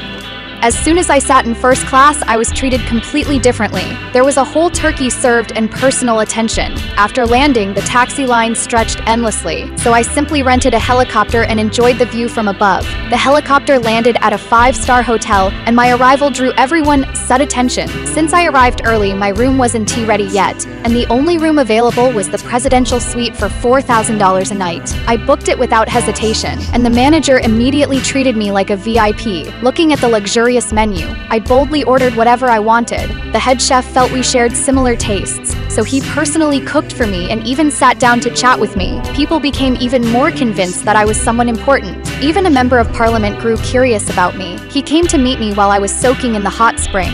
A wealthy businessman saw this, and hoping to impress the official, ended up being overshadowed by me instead. He arranged a grand dinner for the official, but the chef prepared a private meal just for me. I invited everyone to sit by my side, while the businessman ignored had to awkwardly squeeze in. The next day, I planned to go skydiving. Everyone praised me and even canceled their plans with the businessman to support me. Humiliated again, he challenged me on the spot. Standing on the edge of a steep cliff, we were both terrified. But thinking I didn't have much time left, I closed my eyes and jumped. He didn't dare to jump at all and left in embarrassment. Determined to uncover my identity, he bribed the hotel butler to search my belongings. The butler discovered I was just a retail worker, but after reading my will and learning I was terminally ill and just fulfilling my dreams, she was deeply moved. She not only kept my secret, but even returned the tip. At a banquet, the businessman exposed me in front of everyone, claiming I was just a low-level employee, not wealthy at all. I calmly stood up and admitted the truth. I'm just a sales associate in one of his stores. I didn't come here to give anybody the wrong impression about me. I just came here to blow every last cent of my money. You see, I'm gonna die. The businessman was stunned and filled with guilt. The officials all turned away from him. When I returned to the hotel, I heard he had gone to the rooftop. Feeling guilty, he was overwhelmed with regret. I went up to the rooftop and instead comforted him. I talked about my dream, to open a restaurant and spend my life with the one I love. My only regret was not having the courage to confess. At that moment, someone called out from below. The person I secretly loved had traveled far to find me and confessed his love in front of everyone. Georgia Bird, I want to be with you. Whether it's for 5 minutes here on this ledge or 50 years. The butler rushed up with a fax from the hospital. It turned out my terminal illness had been misdiagnosed. I wasn't sick at all. This absurd yet healing journey gave me a new life and love. I shoved my hand into the sunlight, the searing pain a brutal lesson. UV doesn't discriminate. I screamed at the robot Jeff. Dog skin, human skin. It fries all the same. Take care of this dog. It's the reason I made you. I'm sorry. I know you were born yesterday, but it's time for you to grow up! He froze. I knew I was dying. More blood every time I cuffed. That's why I built him, but he had to understand why. Why a single dog was worth my last dying breath. So I told him the story back when it all ended. I was hiding behind a shelf in a grocery store. Couldn't even breathe. I watched a man hold a mother and her daughter at gunpoint, all for the food in their bag. I heard the shots, and I did nothing. When I finally went out, I saw the little girl's backpack moving. Inside was a tiny, shivering puppy. I couldn't save the girl, so I swore I'd save her dog. Later, we drove through a patch of clear air, butterflies everywhere. I put on my best suit, and we had one last meal under the real sun. I tossed the ball for Goodyear, then looked at Jeff. Your turn. But no matter how many times Jeff threw it, Goodyear would only bring the ball back to me. I told you he doesn't like me. Jeff said, his voice flat with disappointment. You two, you'll figure it out. That's when the coffee hit hard. Blood splattered on my white suit. I need to rest, I managed, pushing the ball into his cold metal hand. That night I was gone. Jeff cremated me, then just stood there, lost. Goodyear seemed to understand. He picked up the football, walked over, and gently dropped it at Jeff's feet. Then he tilted his head, waiting. My journey was over, but theirs was just beginning. I rush over and help her up, and it turns out she busted the heel on her shoe. She's trying to walk on her tiptoes, looking all wobbly. On a whim, I give her a voucher for a new pair of shoes I'd been saving. I was just happy I could help. I won't lie, I thought maybe there was a spark, but it turns out she was already seeing someone. It wasn't until I ran into her again that I got the whole story. Turns out the guy she's with is married. She flies extra routes just to be in the same city as him, but on this particular day, he was a no-show. Seeing how down she was, I offered her my handkerchief. It was a small gesture, but it gave me an excuse to talk to her, and I felt this little thrill. We hit it off, and when she asked what I did for a living, I panicked and told her I was a building contractor. I was afraid she'd write me off if she knew the truth. Just as I was about to make a break for it before she figured me out, she invited me to grab one of her favorite Italian meatball subs. I had to turn her down. Of course, I couldn't exactly leave the airport. The look on her face told me she thought I was brushing her off, that maybe I saw her as easy. Watching her walk away, I felt pretty helpless. With the help of my friends, I got my hands on her flight schedule. We cooked up this elaborate plan for a chance encounter. As she walked through the terminal, she stepped right into our little trap. A catering guy cut her off, forcing her to change direction. Then a janitor just happened to be mopping the floor in her new path, making her sidestep again. The final touch was a baggage handler who stepped in front of her at the last second. And just like that, she stumbled right into my arms. My heart was pounding. Riding the wave of our fateful meeting, I asked her to dinner that night. Over our candlelit dinner, she opened up to me. 7 years ago, she met him, and ever since, she's carried a pager so he can reach her anytime. You could just turn it off, I told her, but after all these years of waiting, it was like she didn't know how. She lived out of hotels, never making a home for herself, always ready to drop everything for his call. A thought seemed to strike her, and she walked out to a balcony overlooking the tarmac. To see her again, I left her with a little mystery. You know what Napoleon gave to Josephine when he went to Bavaria? I went for a handshake, but she gave me a kiss goodbye, leaving me feeling a mix of flustered and hopeful. 13 days later, she landed and was immediately pulled aside by airport security. Then he told her the truth about my situation. I guess you missed your flight again. She told me she had ended things with the other man, but had lost her trust in me too. I took her to see the gift.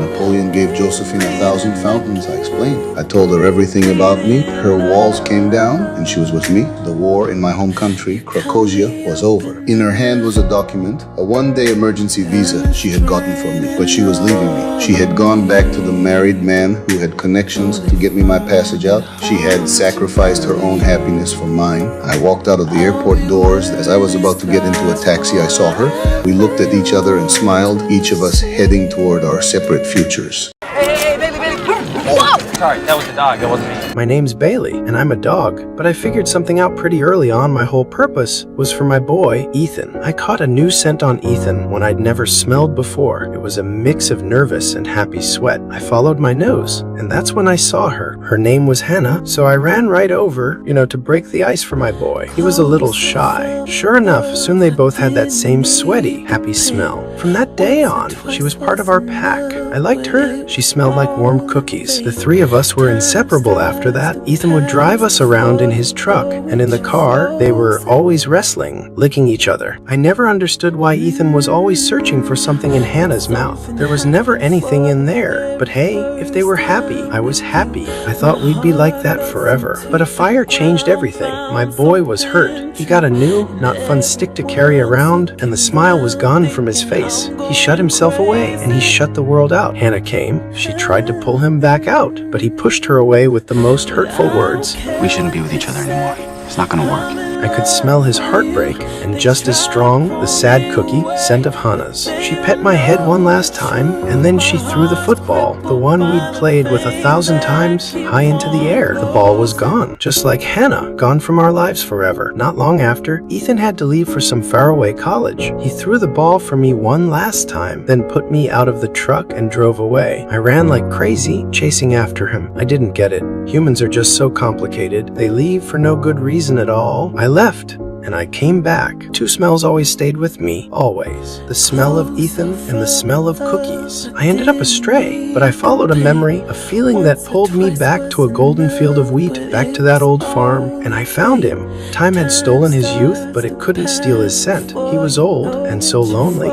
I'd smelled that kind of loneliness on people before, and I knew he was still thinking about her. I had to help him. I snuck out and followed that cookie scent to a park, and there she was. Hannah was older, too, but her smile still made the air smell sweet. I made sure she saw the tag on my collar, the one with Ethan's address. The door opened. The moment their eyes met, it was like time just folded back on itself. I could smell it on both of them, that old, familiar scent of nervous, happy sweat. My boy didn't miss his chance this time. I'm pregnant, but my ex-boyfriend has vanished. Fearing the family would be disgraced, my father found a man named Lay for me in the countryside. When we first met, he stared at me, his eyes darting away, and his hands trembled as he poured water. Do you think you'll be able to love the baby?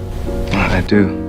We met in the morning and got married in the afternoon. He didn't have a wedding ring ready at the ceremony, but I didn't care. I was just going along to please my father, my heart, still clinging to my ex-boyfriend. Lay's home was in a remote rural area, with dust accumulating outside and a simple, sparse interior. He gave me the largest bedroom with the best light. When I mentioned at the dinner table that I couldn't cook, he said nothing. I can cook a fair bit. When I said I wanted to buy a cookbook, he told me the nearest library was an hour's drive away. No phone, no nearby library. Disappointment welled up in me. He asked about my studies. I was in graduate school, studying archaeology. My college thesis was Heinrich Schliemann excavation of Troy. He looked confused and could only get up to clear the table. I couldn't help but ask why he'd accept someone carrying another man's child. Maybe it'd be God's will. I closed the door and took out the photo of my ex-boyfriend inside my necklace. The next day, when I said I needed to make a call, he put down his work and drove me over an hour into town. I complained to my sister about everything here and asked about my ex-boyfriend, but she said there was no news. I tricked him into going into town to mail a letter to my sister, but it was actually for my ex-boyfriend. The doctor said the baby was 4 months old. I asked Lai if he was afraid of people gossiping. They won't say a thing. They want the best for us.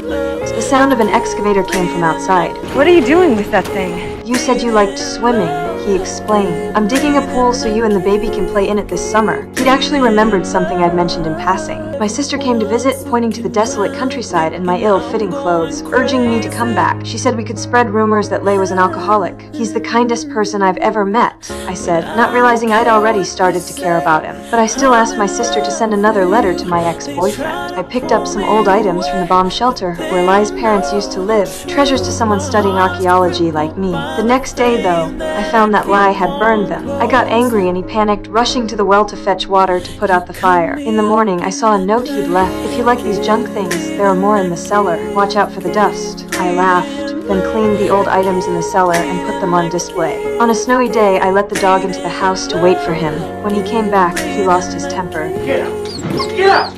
Drove the dog out and handed me a letter. It was a reply from my ex-boyfriend. He'd known I'd been lying to him all along. I went to talk to his sister, and learned that my ex-boyfriend didn't even acknowledge the child was his. I know that I've hurt Lai. I plan to leave here. At the Thanksgiving table, I spoke words of gratitude, but in my heart, I was thinking about leaving. Lai blocked the door, let the dog into the house, and handed me a ring. It wasn't early, but it was just right. I burned the necklace with my ex-boyfriend's photo. When the baby was born, Lai hummed a tune his father had taught him. Watching him hold the baby, I suddenly understood. Ordinary days, it turns out, hold the most steady and solid warmth. I slowly extended the rope towards the wolf, and then in a flash, I cinched it around its muzzle. Just like that, it couldn't bite anyone. I took the wolf away, feeling a little uneasy, wondering if I was doing the right thing. The next morning, I woke to find the wolf had worked the rope off its mouth. It bared its sharp teeth at me. I grabbed some water and cautiously approached, speaking to it in a human language it couldn't possibly understand. "I'm not gonna hurt you." To my surprise, the wolf's aggression seemed to melt away. It drank the water I offered. Later that day, I managed to catch a rabbit. The moment the wolf caught the scent of meat, its demeanor changed entirely. It shot up and lunged at me, but I swatted it away with a firm hand. After I finally got a fire going, I ate my fill. The wolf sat nearby, looking utterly pathetic and whining softly. I feigned a harsh tone and scalded a couple of times, but my heart wasn't in it. A moment later, I tossed it the rest of the meat. When it was time for me to head home, I tried to say my goodbyes, but the wolf wouldn't have it, clamping its jaws onto my scarf and refusing to let go.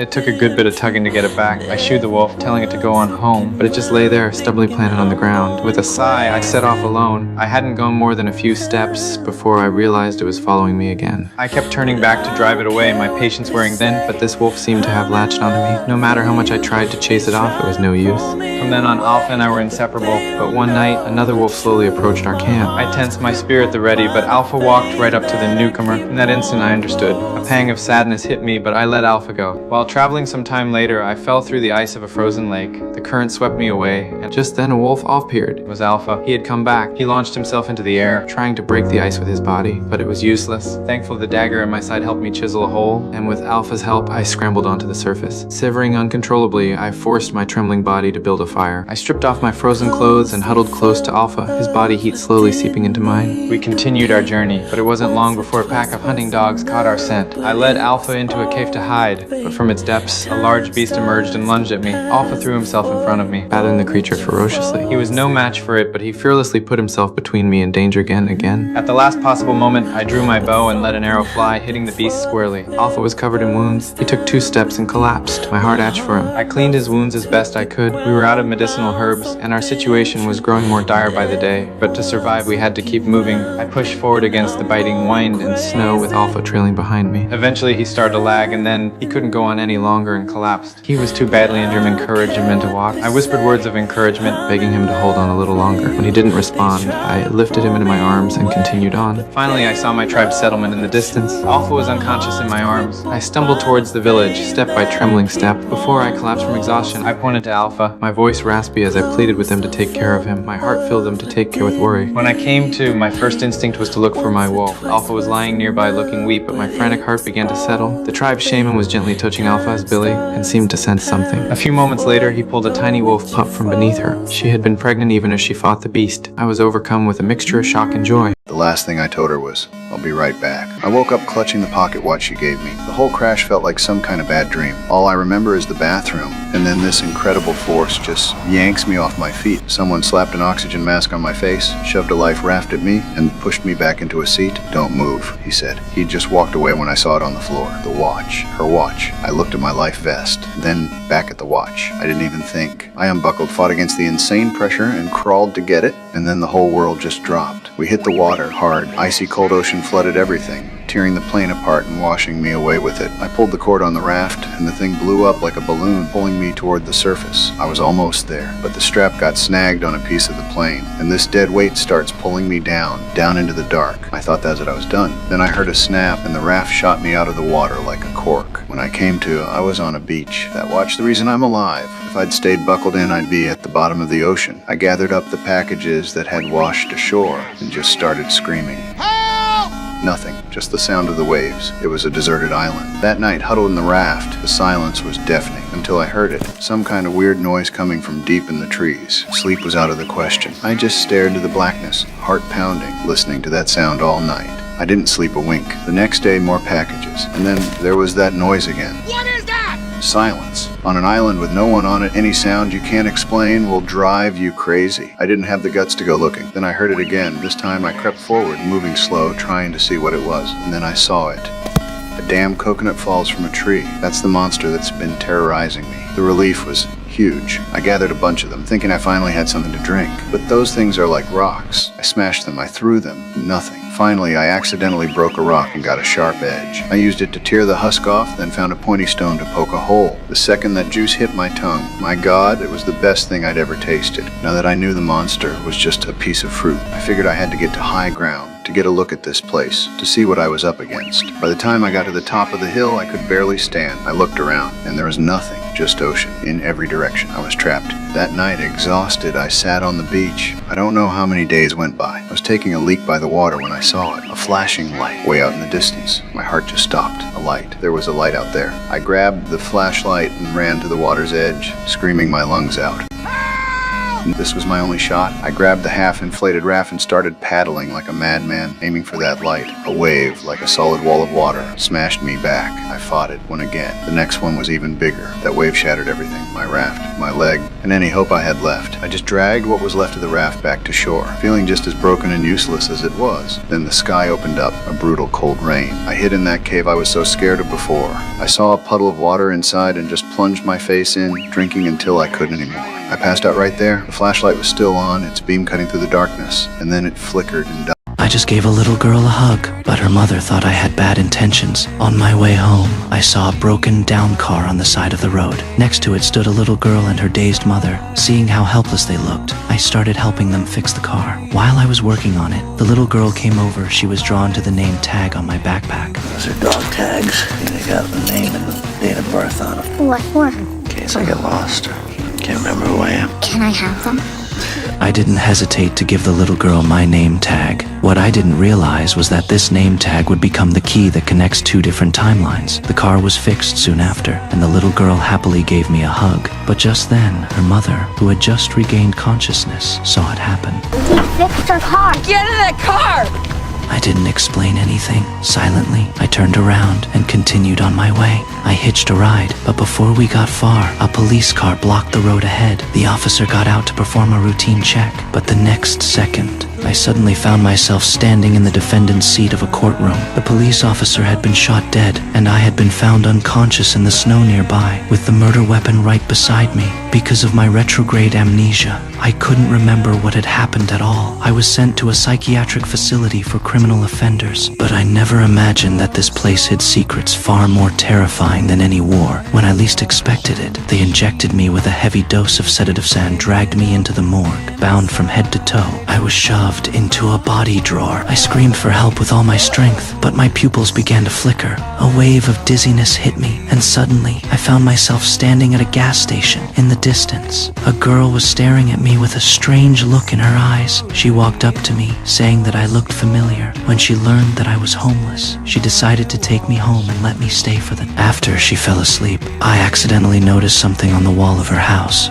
My name tag. I clearly remembered that just a few days ago, I had given that name tag to a little girl. Then, a photo on the table caught my attention and filled me with confusion. It was a picture of that same little girl and her mother. Gripping the photo tightly, I hurried to wake the girl up.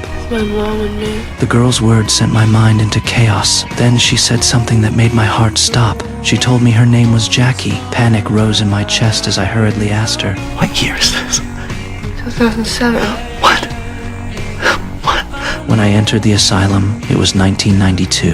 I forced myself to stay calm and... I'm Jack Starks. However, what she said next completely shocked me. You didn't. Jack Starks did, and Jack Starks is dead. I couldn't accept what the girl said. In a daze, I walked out the door. The moment I leaned against it, I was suddenly back in the dark morgue drawer. However, my story has only just begun. It all started when I spilled orange juice all over a woman on the street. I offered my flat across the way for her to clean up, and to my surprise, she accepted. When she came downstairs in a clean shirt, I was a bit tongue-tied. I was desperately scrambling for any topic, anything at all to keep her there for another minute. Yet I got this sense that my awkward sincerity, this totally unfiltered and real conversation was something she craved and rarely ever found. As I walked her to the door, I couldn't keep this nervous excitement from bubbling up inside me. The second I closed it behind her, though, a wave of disappointment hit me. But just Just as I turned away from the door, the bell suddenly rang. I pulled it open and there she was. It was Anna. She'd left a book behind. I handed it back to her and then she leaned in and kissed me, told me not to tell anyone, and walked out of my life. Later that night, I saw her face on a movie poster. The woman was Anna Scott, the most famous actress in the world. I figured that was that, but a few days later she called and invited me to a hotel. I arrived with flowers, but she quickly explained she only wanted to apologize for the kiss. My hopes were crushed. As I was leaving, I was unexpectedly roped into interviewing the cast of her film for a magazine. After the interviews, a staffer led me back to Anna's room. She had cancelled her evening plans to see me, but there was a problem. It was my sister's birthday party. In a surprising move, she offered to come with me. After the party, we took a walk through a private garden and she kissed me again. This time was different and it was the start of a real, albeit secret, relationship. We went to dinners, saw movies, and for a little while, she wasn't a celebrity, she was just Anna. That bubble burst when I spontaneously went to her hotel room one night and her famous American actor boyfriend answered the door. I quickly pretended to be from room service and left without a word. Months went by. Then she appeared at my front door, seeking refuge from a media storm. She explained that the man at the hotel was an ex-boyfriend and that their relationship was truly over. I let her stay, but my roommate accidentally tipped off the press. The next morning, a mob of reporters was camped outside my building. In the ensuing chaos, Anna felt betrayed, said some harsh things, and was pulled away by her publicist. A full year passed. I learned she was back in Notting Hill filming a new movie. Then, she walked right into my bookshop. She told me she was leaving London but wanted to know if I'd give her another chance. All the past hurt rushed back, and I said no. The moment she walked out the door, I knew I had made a terrible mistake. I raced to her press conference. Getting there just as it was wrapping up, I stood up, posed as a journalist, and asked if she would forgive a man who realized he'd been a daft prick and wanted her back. In front of all the cameras, she smiled at me and said, Yes, I believe I would. Another reporter asked how long she planned to stay in Britain. She kept her eyes on me and answered, Indefinitely. My new boyfriend's dad is the man I abandoned 40 years ago. He turned around and called me by the name I used back then. Adeline. Jenny, actually. I had to lie. I told him she was my mother. How's she doing? She passed away. The next day, he saw the scar on my hand, one he stitched himself 40 years ago. He immediately ran to the old cabin, dug out our only photo together, and then came out to block my way. I know who you are, Adeline. I couldn't hide it anymore. I told him how a car crash and a lightning strike had left me frozen at 28, how I'd been flagged by cops for my impossible ID, and later, how federal agents straight up kidnapped me to turn me into a lab rat. I barely escaped with my life. I swore I'd never fall in love again until I met his son. I broke my own rules for Ellis and he brought me home to meet his father, William. So I did the only thing I knew how to do. I ran, and I left a note and drove off into the night. But I couldn't do it anymore. I turned the car around, deciding to go back and face everything. And in that exact moment, a truck hit me head on. Ellis found me. When the paramedics shocked my heart with the defibrillator, the electricity didn't freeze my time, it restarted it. I survived. In the hospital, I told Ellis everything. He didn't look at me like I was a monster. He just said, I love you. Then one day, looking in the mirror, I found a gray hair. My curse was finally broken. My life on the run was over. This was supposed to be fun. That's all it ever was. I watched as Cole shredded the bucket list, got into his car, and drove off resentfully, leaving his assistant behind, unsure if I had done the right thing. His only relative was his daughter, yet he didn't know if he had ever brought her happiness. He had mentioned to me that his daughter, Emily, was kind but a poor judge of character, having fallen in love with the wrong person. He opposed the marriage, and his daughter didn't even invite him to the wedding. After the marriage, the abusive husband's true nature was revealed. He had his assistant teach the man a lesson in the same manner, expecting his daughter's gratitude, but all he received were accusations and curses. As a result, the father and daughter hadn't seen each other for 20 years. Also suffering from a terminal illness, Cole's home was like a completely different world. Although he possessed a fortune of billions and enjoyed a life of splendor that most people could only dream of, in the silent, heavy night, his room was left with only a cold emptiness. Late at night, wanting to cherish this time a little longer, I waited for my wife to return after changing her clothes. But by the time she came back, I had already collapsed by the bed, convulsing. The next day, Cole was absent-minded at his meeting. He rushed to see me after receiving the news. I had shaved my head and handed him a letter and a report, telling him that the Kopi Luwak coffee he often drank was a masterpiece of a cat. We both laughed until we cried, which also completed the laugh until you cry item on the list. I gave him the restored list and asked him to carry on and complete the unfinished items for me. My life stopped that night. In the letter I wrote before I died, I told Cole to bravely face his past and go find his daughter. I later heard that he rang the doorbell of his daughter's home. His daughter had long understood his tough love, had divorced the abusive man, and was living with her granddaughter. They talked for a long time, and Cole held his granddaughter, kissing her again and again, completing Kiss the Most Beautiful Girl in the World. That defiant man was finally tamed by love. I discovered a little business opportunity right under my nose. I saw that some passengers couldn't be bothered to return their luggage carts for the 25-cent deposit. So I started collecting them myself. I'd gather up a few, push them back to the rack, and just like that, 75 cents in my pocket. With that money, I walked right over to Burger King and bought myself a hamburger. After 2 straight days of being trapped and hungry, that first bite of real food was everything. But the airport director, this guy who was always watching me, he saw my little enterprise and shut it down immediately by hiring someone to do the job. My only source of income was gone. Just a few days earlier, I had landed in America only to find out my country had a coup while I was in the air. My passport was instantly worthless. The director confiscated it, stuck me in the international lounge, and told me I was forbidden from entering America until the war back home ended. The next morning, the director found me sleeping in my pajamas and was not happy about this image I was presenting. He just couldn't understand why I was still there. He expected me to have already made a run for it. One day he came up to me and told me about a 5-minute window when the guards change shifts, a perfect chance to just walk out. But I saw the security cameras following my every move. I knew he was watching, waiting for me to take the bait. I played his game, ducking into a blind spot and then reappearing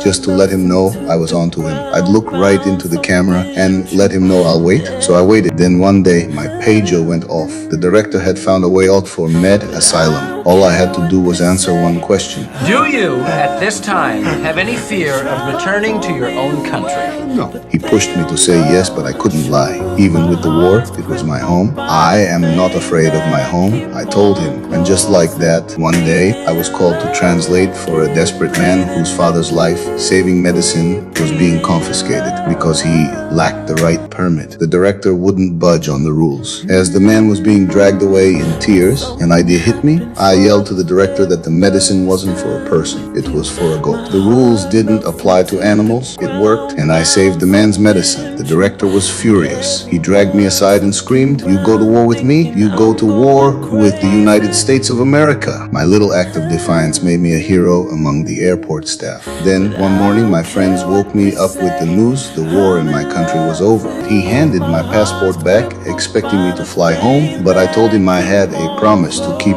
right here in New York City. As I walked towards the exit, all my friends from the shops came out to give me gifts for my journey. But the director wasn't done. He ordered all the guards to block the door to stop me. Just as they were about to grab me, the head officer stepped forward. It's snowing in the city, and you're gonna need that. And with the blessing of my airport family, I walked right past the man who tried to break me and out the doors into the New York City snow, a free man after 9 long months. How'd you find me? Did you put a track in my suit or something? I put everything in your suit, including this heater. Whoa. What were you thinking? The guy with the rings is obviously the source of the weapons. I gotta take him down. Look, forget the flying vulture guy, please. Why? Because I said so.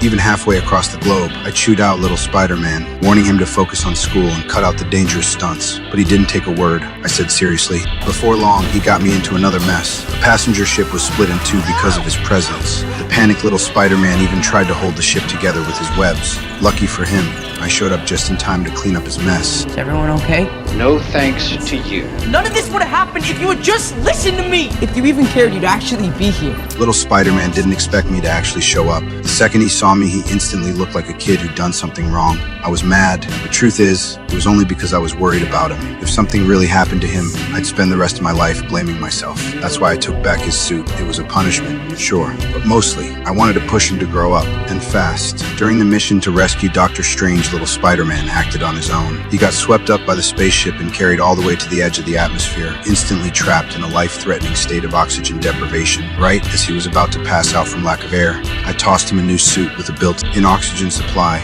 Mr. Stark, it smells like a new car in here. And ordered him to turn back immediately. But he didn't listen. Instead, he snuck right back onto the ship.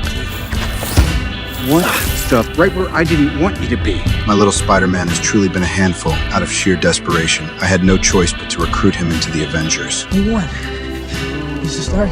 Even in my final moments, I still couldn't let go of that immature little Spider-Man. What if everyone forgot who I was? They're coming here because of me, right? Because I'm Peter Parker? So cast a new spell. But this time make everyone forget who Peter Parker is. Make everyone forget. But after I was gone, my little Spider-Man finally grew up, truly grew up, and took on the responsibility that was his to bear. My mother died in childbirth. and the child she left behind was an old man with a face full of wrinkles. My father carried me away before anyone could notice. When he got to the riverbank, he looked down at me in his arms, his eyes filled with a complex emotion. Just as he was about to throw me into the river, a patrolling police officer noticed something was wrong. He had no choice but to run away with me and make another plan. At a street corner, he turned into someone else's yard and quietly placed me on the doorstep. A black couple was just coming out. The man hurried away. When the woman opened my swaddling clothes, she was startled by me, but her eyes soon filled with tenderness, and she took me back to the nursing home anyway. I had cataracts and could barely see, as well as severe arthritis. I was less an infant and more an old man with one foot in the grave. Queenie didn't give up on me. She named me Benjamin, and I grew up slowly in the nursing home. One day, a strange man stopped me. It was only later that I learned he was my father. He had been watching me for many years. That day, he approached me as a stranger. We talked for a long time, and as he walked me back to the nursing home, he asked, Do you mind if time to time I stop by and say hello? Anytime, I replied. Later on, he took me to his button factory and told me about our family's past. I was full of confusion, not understanding why he was doing these things. It wasn't until he said the words, You're my son. He said he didn't have much time left and wanted to leave his business to me. Faced with this belated inheritance, I turned and walked away, my heart feeling blocked by something, an indescribable feeling. But after much thought, on the day he could no longer hold on, I returned to his side. I took him to the docks. The wind swept across the surface of the water. You can curse fate, but in the end you have to let go. At that moment, my heart suddenly felt much calmer. The little boy won first place in a long-distance race, but when the cameras turned to him, he burst into tears. All he really wanted was the pair of sneakers for third place, so his sister wouldn't have to share shoes with him just to go to school. It all started the day he took his sister's shoes to get them repaired. While he was shopping, the shoes were accidentally taken away as trash. When he got home, he told his sister the shoes were gone. She burst into tears because without shoes she couldn't go to school. She wrote him a note asking how she would go to school the next day.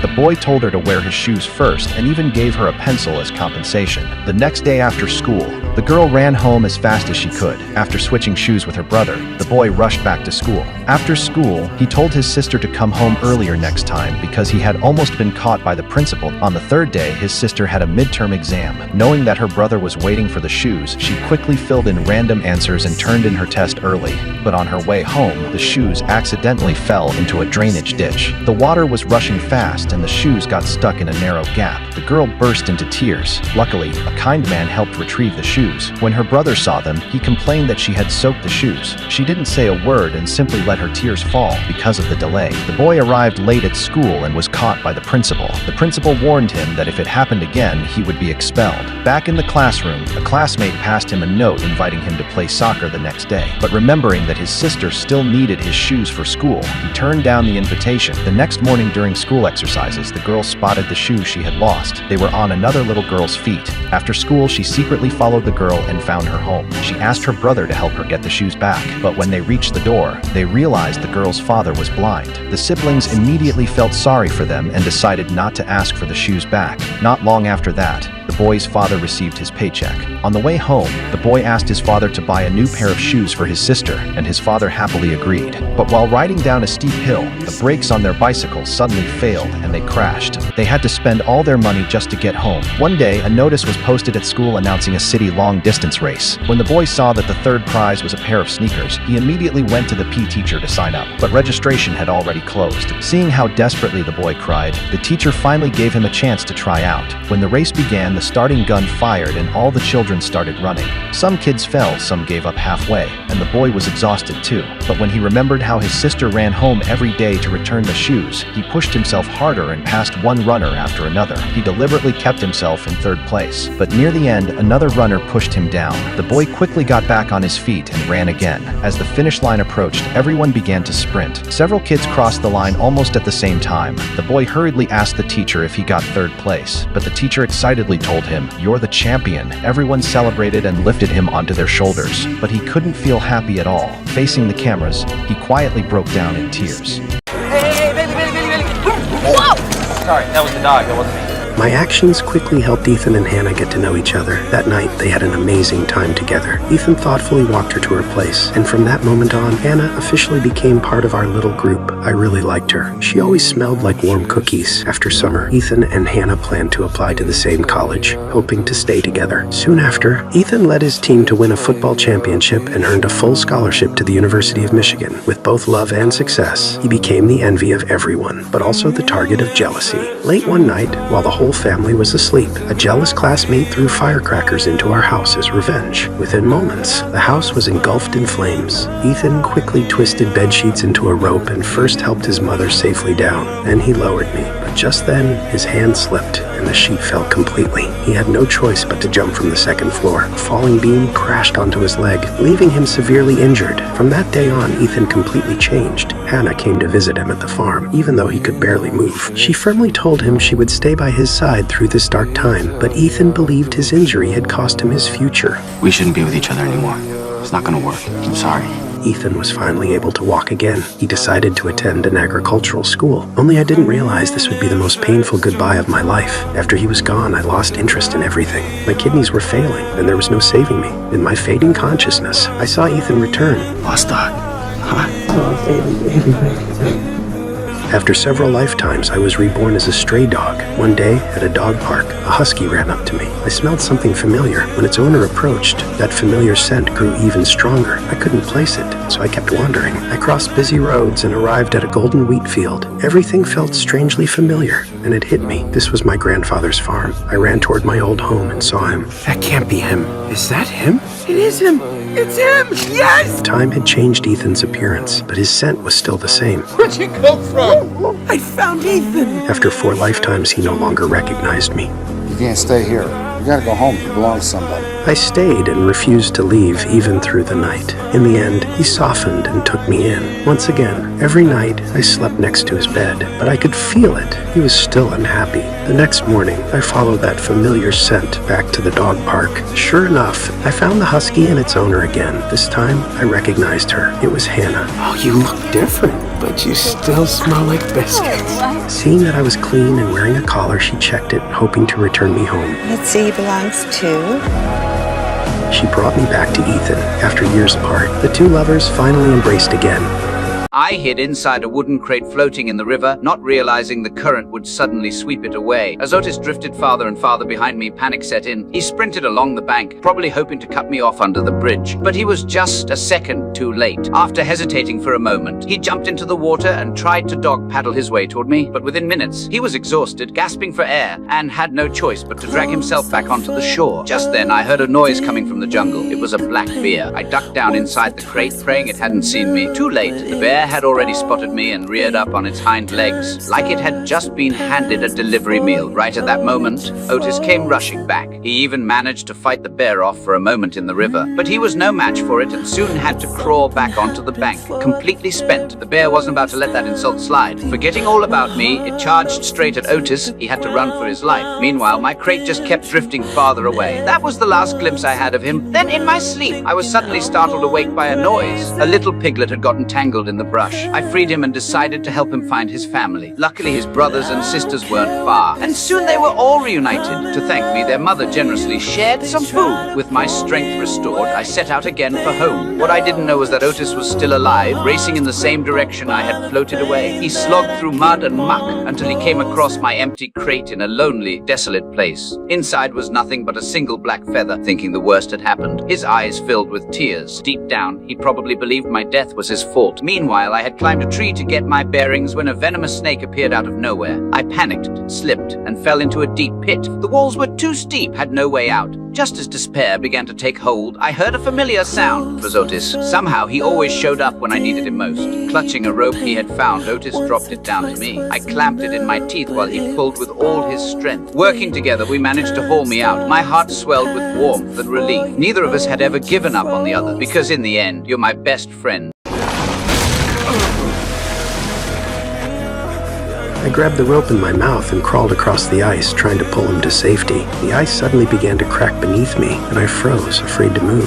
The doctor was stuck at the edge of the hole, about to fall at any moment. I gathered my courage, moved closer, and gently slipped the loop over his head. My owner secured the sled and rope, and all of us pulled together. Finally, we dragged him out of the ice, but soon after, the Antarctic team had to evacuate, and we, the 8 sled dogs who had just saved him, were left behind. I broke free from my collar and ran toward my owner, but he quickly put it back on me. He wasn't heartless. The helicopter had limited capacity, and the injured had to go first. As he flew away, he was full of worry, but believed we could survive until he came back. But after waking up in the base hospital, Paul learned the truth. A once-in, 20-year superstorm was coming. He begged for a helicopter, but was refused. 3 days later, starvation forced us to break free from our chains. Only old Jack stayed behind. He knew his time was near and didn't want to slow us down. Maya understood and said goodbye. We spotted a flock of seagulls and prepared to hunt, but I barked too soon, almost scaring them all away. Maya didn't blame me. She circled behind them, lowered her body, and at her signal, we rushed in together. The hunt succeeded. We were starving, but none of us ate alone. We brought the food to Maya and waited for her to distribute it. After she took her share, the others stepped forward. Only I got nothing. Luckily,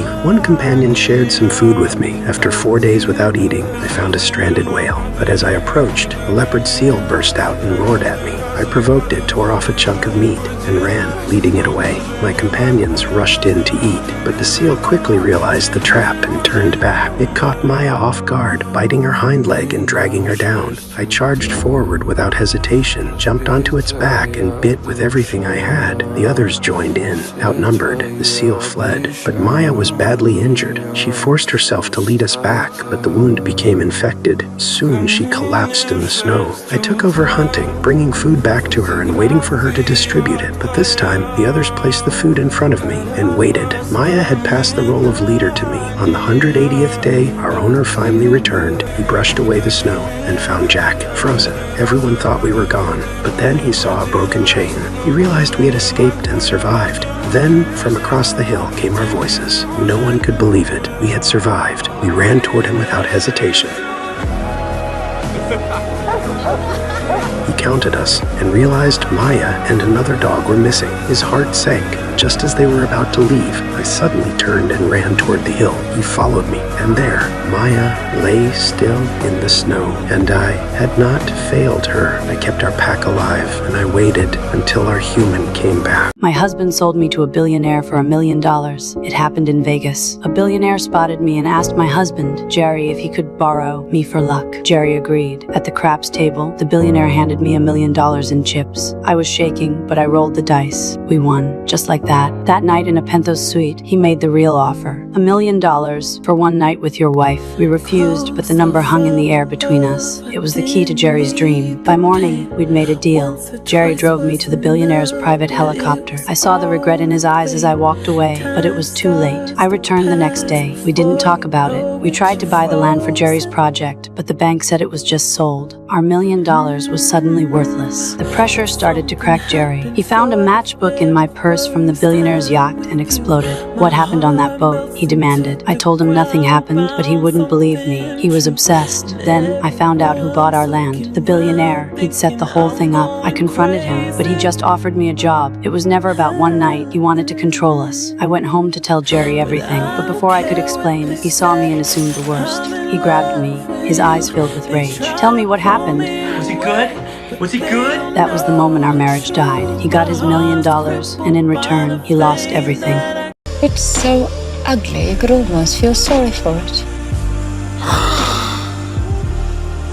I hate you. Be still. Why is she crying? I think she might be hungry. Then feed her. It's going to starve with those three looking after it.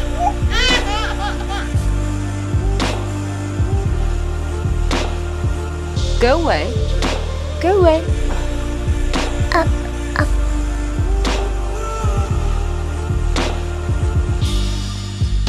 Oh, look. The little beast is about to fall off the cliff.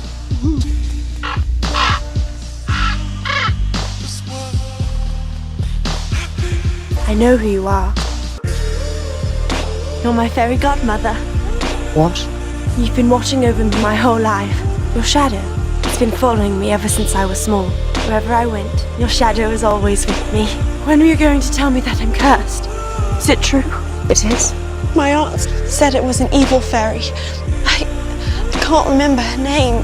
It was Maleficent. Is that you? No, don't touch me. You're the evil that's in the world. It's you.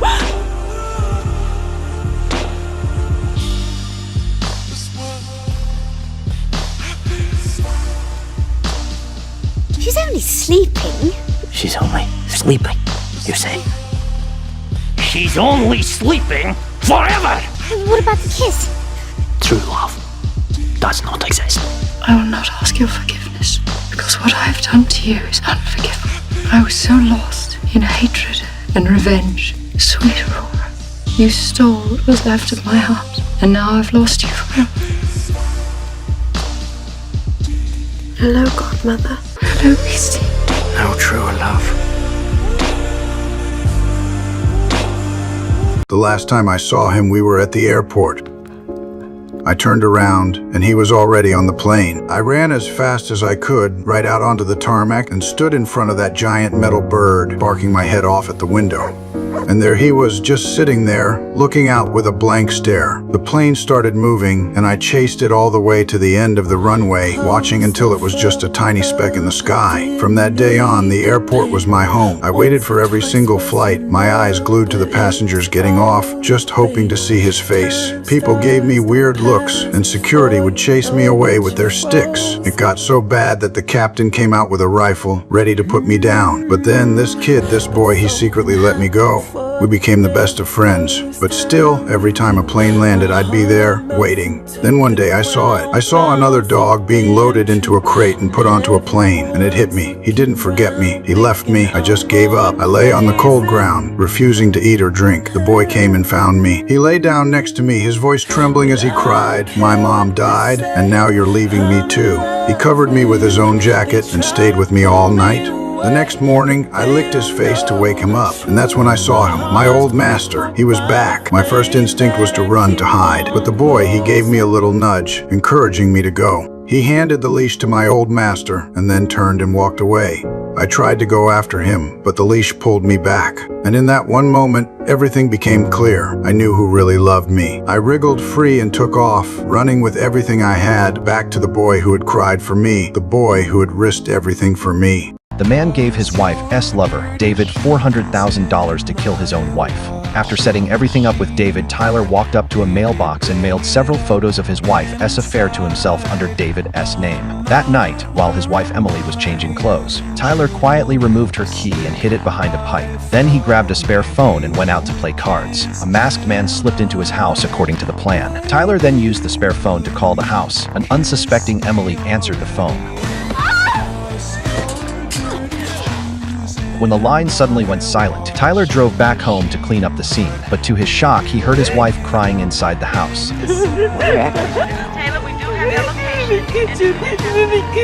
He quickly learned the police would arrive in 30 seconds. Tyler took the key from the dead man's body and hurriedly placed it back in its original spot. When the police removed the killer's mask, Tyler realized David had hired someone else to carry out the murder. The next day, when Emily came home, she discovered her key could no longer open the door, which made Emily suspicious. Emily immediately went to the killer's apartment and inserted the key into the lock. The door opened. At the same time, Tyler received a blackmail call from David. David had secretly recorded their conversation about the murder and demanded $400,000 in exchange for the tape. With no choice, Tyler withdrew the money from the bank. But when he returned to his office, he found Emily sitting behind his desk. She demanded to know why the killer's key had been hanging on her keychain. He showed her the letter he had mailed to himself and explained that David had threatened him with violence from the beginning. He assumed the dead man was David. Since there were no signs of forced entry, he believed the killer had used the key she gave him. To prevent the police from discovering her affair with David, Tyler said he staged the crime scene. The couple appeared to reconcile. Tyler then brought the $400,000 to David's house, but David had left a note saying the meeting location had changed. Just then, the the phone in the house rang. It was a travel agency calling to confirm David's trip that afternoon. After getting the money, David rushed toward the train station, but the moment he stepped into a private cabin, Tyler, who had been hiding there, killed him. However, David had already made a copy of the recording and mailed it to Emily. Tyler rushed back home and found Emily standing on the balcony, staring blankly.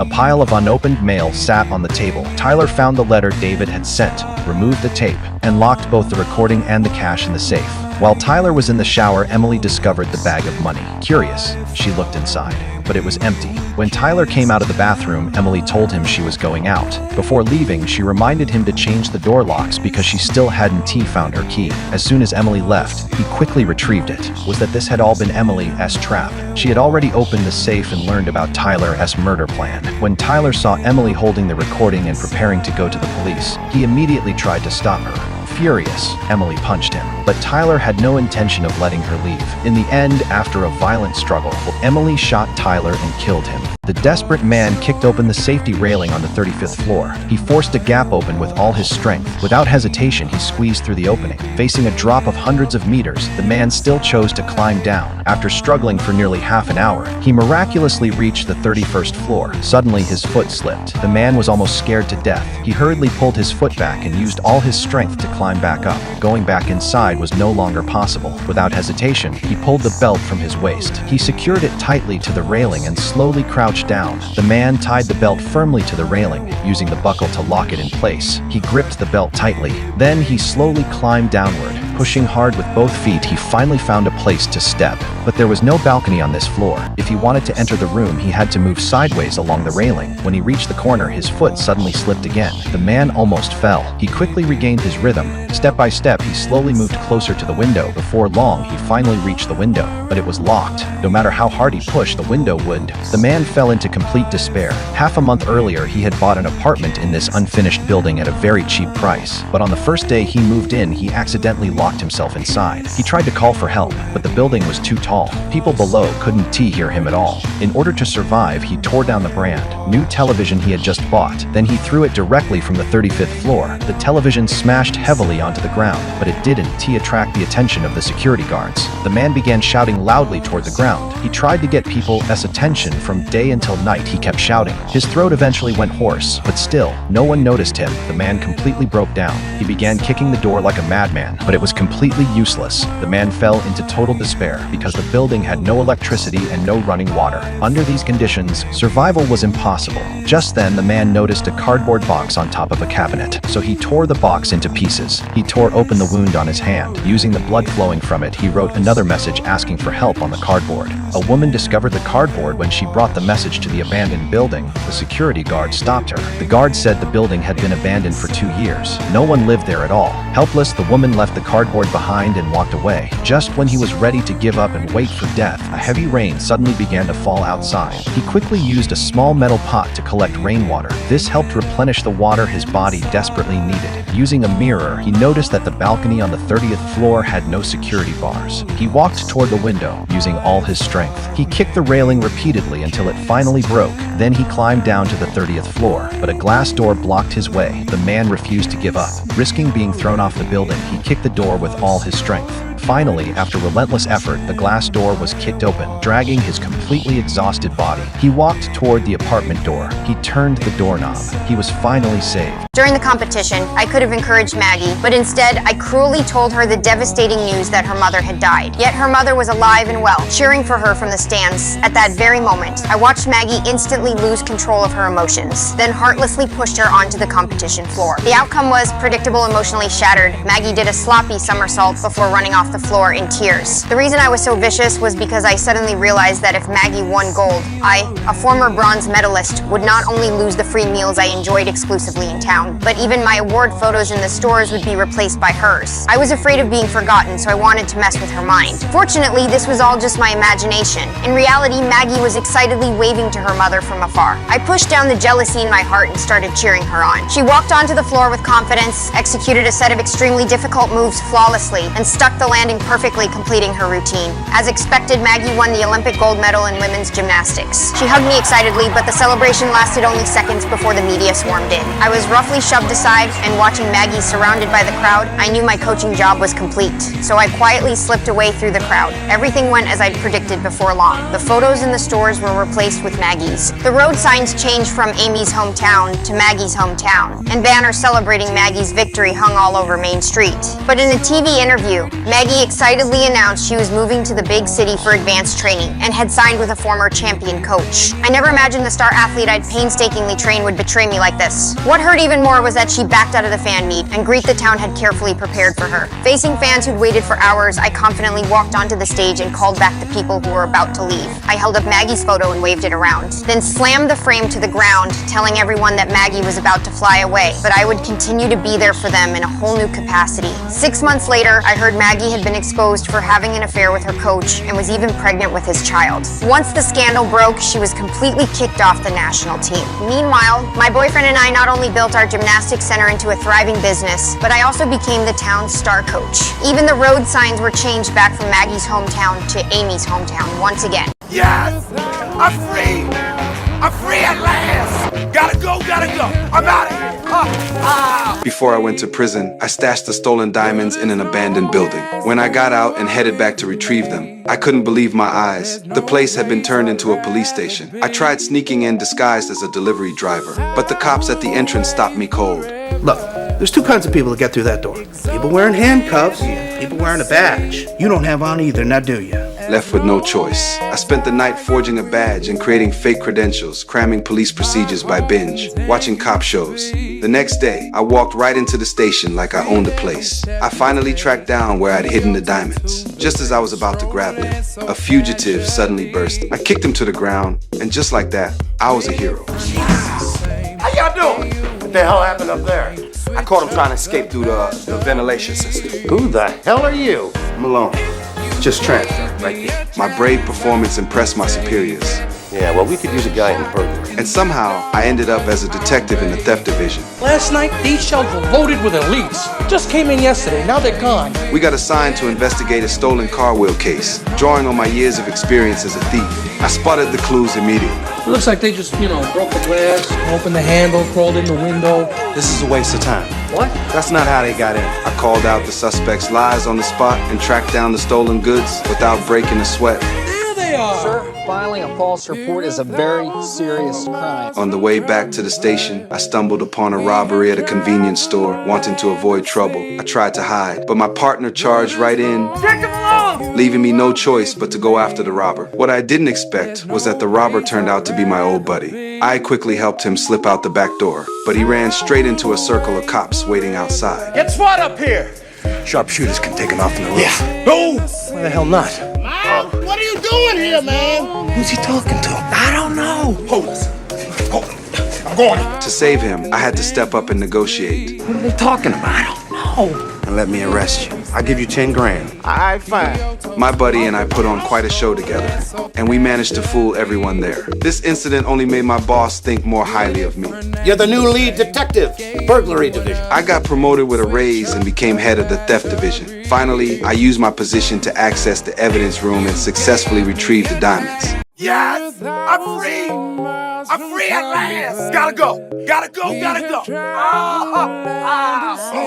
Yes. But as long as you are with me, hey! There's no place I'd rather. Is this really a police station? Of course. Got to get the police officers their pizza. Officers, I got your pizza! Whoa. Why don't you just leave that pizza here with me? Last time I left a pizza here, it magically disappeared. There's two kinds of people that get through that door. People wearing handcuffs, people wearing a badge. With every step we take. Get your butt naked ass down! Alright, now I'm the good cop. You act up, I turn into the bad one. Hey there, officer dog. I'm a detective. Are you going up? Yeah, third floor.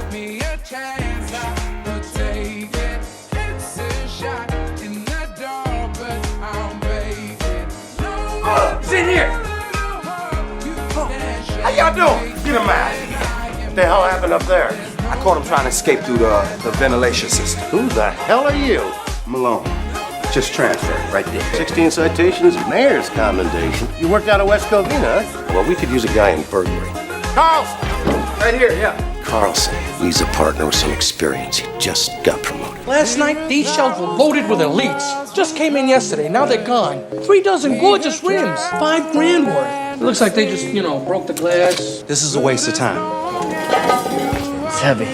How long would it take for you to carry 3 dozen of those out of the store? But they probably had about 3 or 4 guys working the damn. Your 5,000 is worth less than 2 on the street. He's not gonna let us search his truck. We don't even need a key. Look at it. There they are. Sir, filing a false report is a very serious... Open the register! Don't shoot! Take them along! I don't want no chance. Oh, put your hands on the pavement. Miles? Tully? I'm coming in! Go at the back end. Go, go. Listen, it's a dead end, all right? Sharpshooters can take him off from the roof. Yeah. No! Why the hell not? Miles, what are you doing here, man? Who's he talking to? I don't know. I'm going to Earth. What are you doing? What are they talking about? I don't know. You're gonna have to give me the gun and let me arrest you. I'll give you 10 grand. All right, fine. No! Don't just hand it to me. I gotta take it from you. Oh! Jesus, that's incredible. You're the new lead detective, burglary division. Me?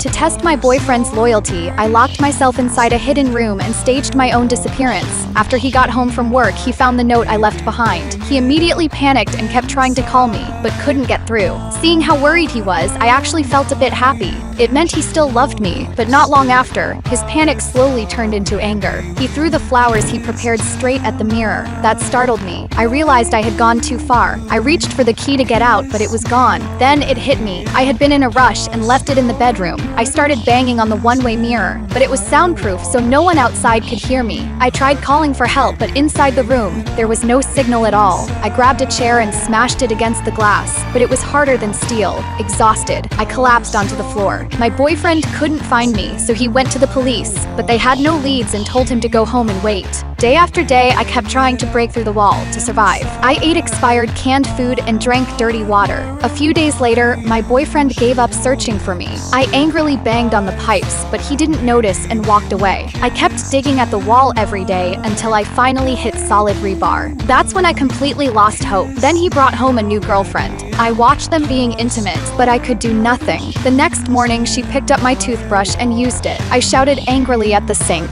She seemed to hear something and leaned down to check, but then she just continued getting ready. I kept shouting for help, but she didn't respond. But she thought the house was haunted and told my boyfriend. He didn't take it seriously and told her not to worry. Soon 2 police officers came to ask about my disappearance. She angrily questioned him and he told her I had left without saying a word. She believed him. One day, she accidentally found the key on the floor. I thought I was finally going to be saved, but instead she turned it into a necklace. Later, she threw a leftover apple into the water, and the ripples caught her attention. She seemed to realize something. She went back to the room and filled the sink with water. Then she asked if someone was inside. I responded to her. The water surface began to ripple. She started communicating with me through the water. Before long, she confirmed my existence. Even the dog started barking wildly at the mirror. At that moment, she realized this was the hidden door. Soon she found the keyhole. She picked up the key and was about to insert it, but she hesitated. She knew that if she let me out, she would lose her boyfriend. In the end, she closed the keyhole, drained the water from the sink, and walked away.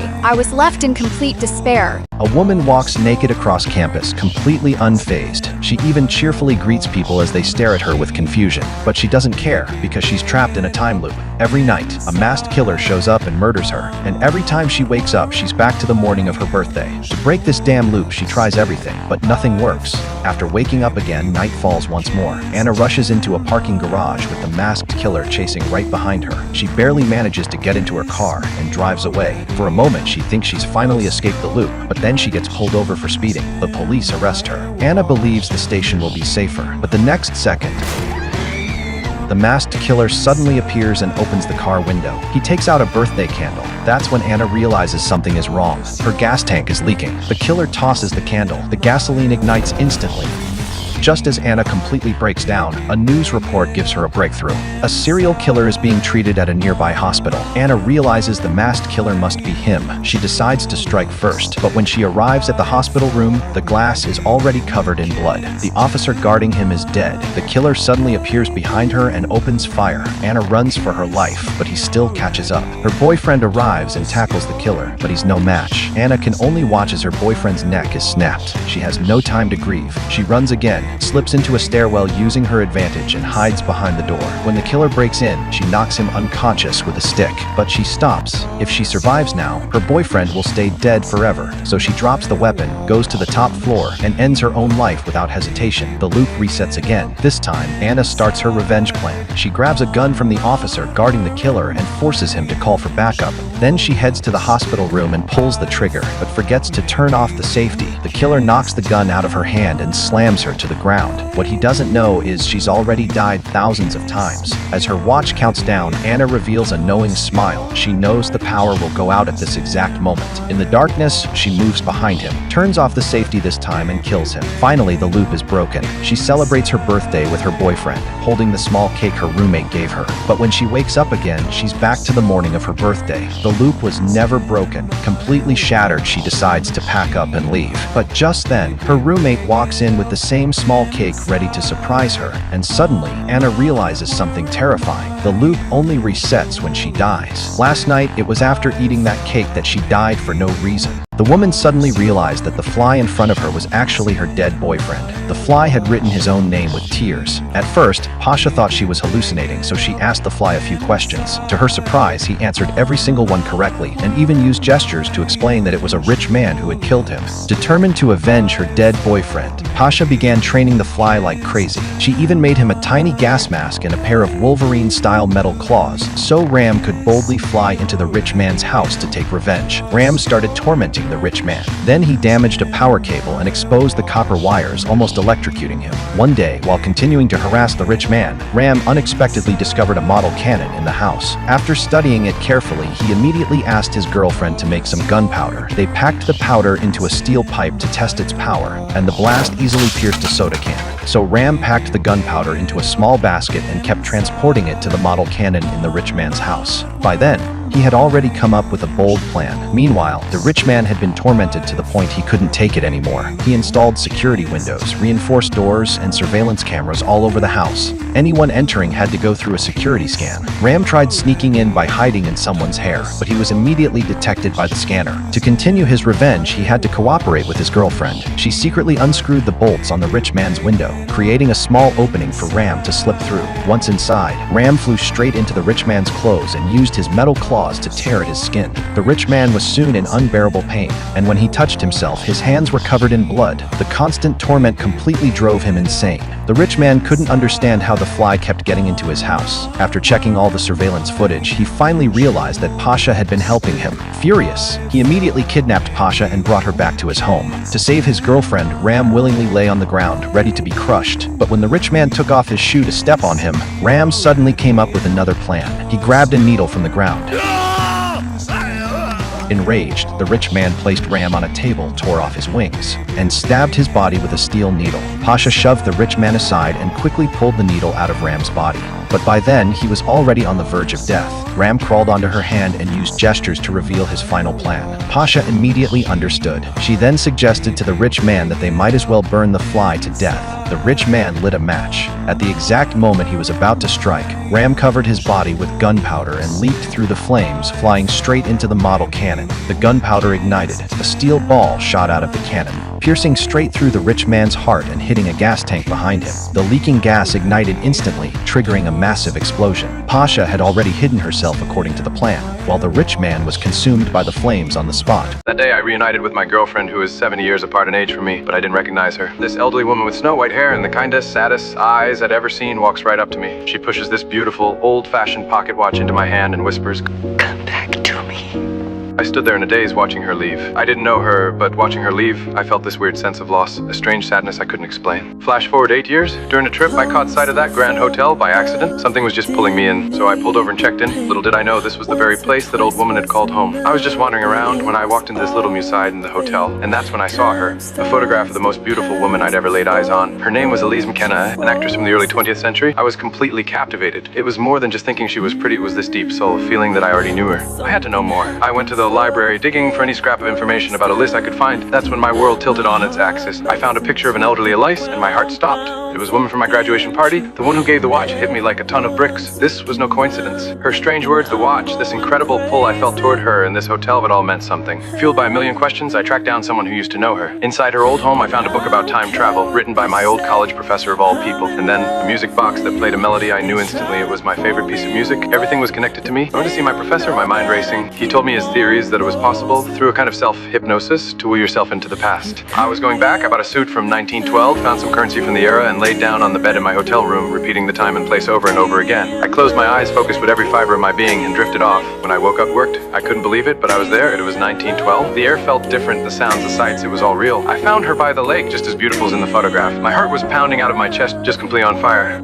Is it you? Yes. But before I could explain, her manager, a real piece of work named Robinson, came and pulled her away. He couldn't keep us apart, though. I found her that night at a dance, and we shared a dance that felt more real than anything in my life. She was hesitant at first. I was a total stranger, after all, but she felt it too. This strange, unexplainable sense of comfort and familiarity. We spent the next days falling deeper in love. We went boating, we walked through the town, and I told her everything. It felt like we had known each other forever, but Robinson was always there, trying to pull us apart. One night, he had his guys jump me and lock me in the stables, then told Elise I'd left for good. But she didn't believe him. The next day, after I managed to break free, I found out her acting troupe had left. My heart sank. But then I saw her. She was waiting for me. She told me she knew I wouldn't leave her, that she'd stay, even if it meant giving up her career. We ran into each other's arms, finally together. But you know what they say about things that seem too good to be true. As we were in the room, blissfully happy, my hand went into my pocket and I felt it. A coin. I pulled it out and my blood ran cold. It was the date of 1979. In that instant, everything 79. Everything started to blur. I couldn't speak. My body felt like it was being ripped apart. I slowly vanished before Lisa's eyes. The next thing I knew, I was back in my hotel room, back in my own time. I was destroyed. I tried everything to go back. I lay on the bed for hours, for days, repeating the worked, but nothing worked. Connection was broken. The failure, the absolute despair, it crushed me. With all I had Lee's, my life had no meaning. I stayed in that hotel, wasting away. The days blurred together. My health failed, but the pain of missing her never faded, only grew stronger. And then in my 5 final moments, as the world grew dim, I saw her. She was there reaching for me. In the next life, there are no clocks, no years to keep us apart. Our love, which was too big for one lifetime, finally found its forever. Remove your gas masks!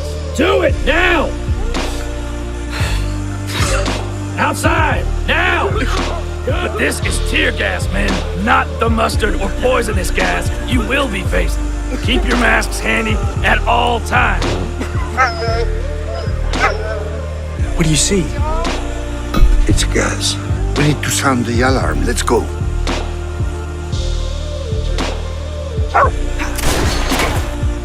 Run! Run! The horses, stay here. Stay! Stubby, go! Go tell them, Stubby, go!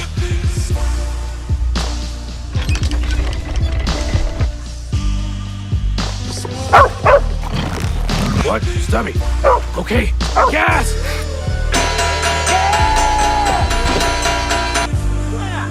Move it!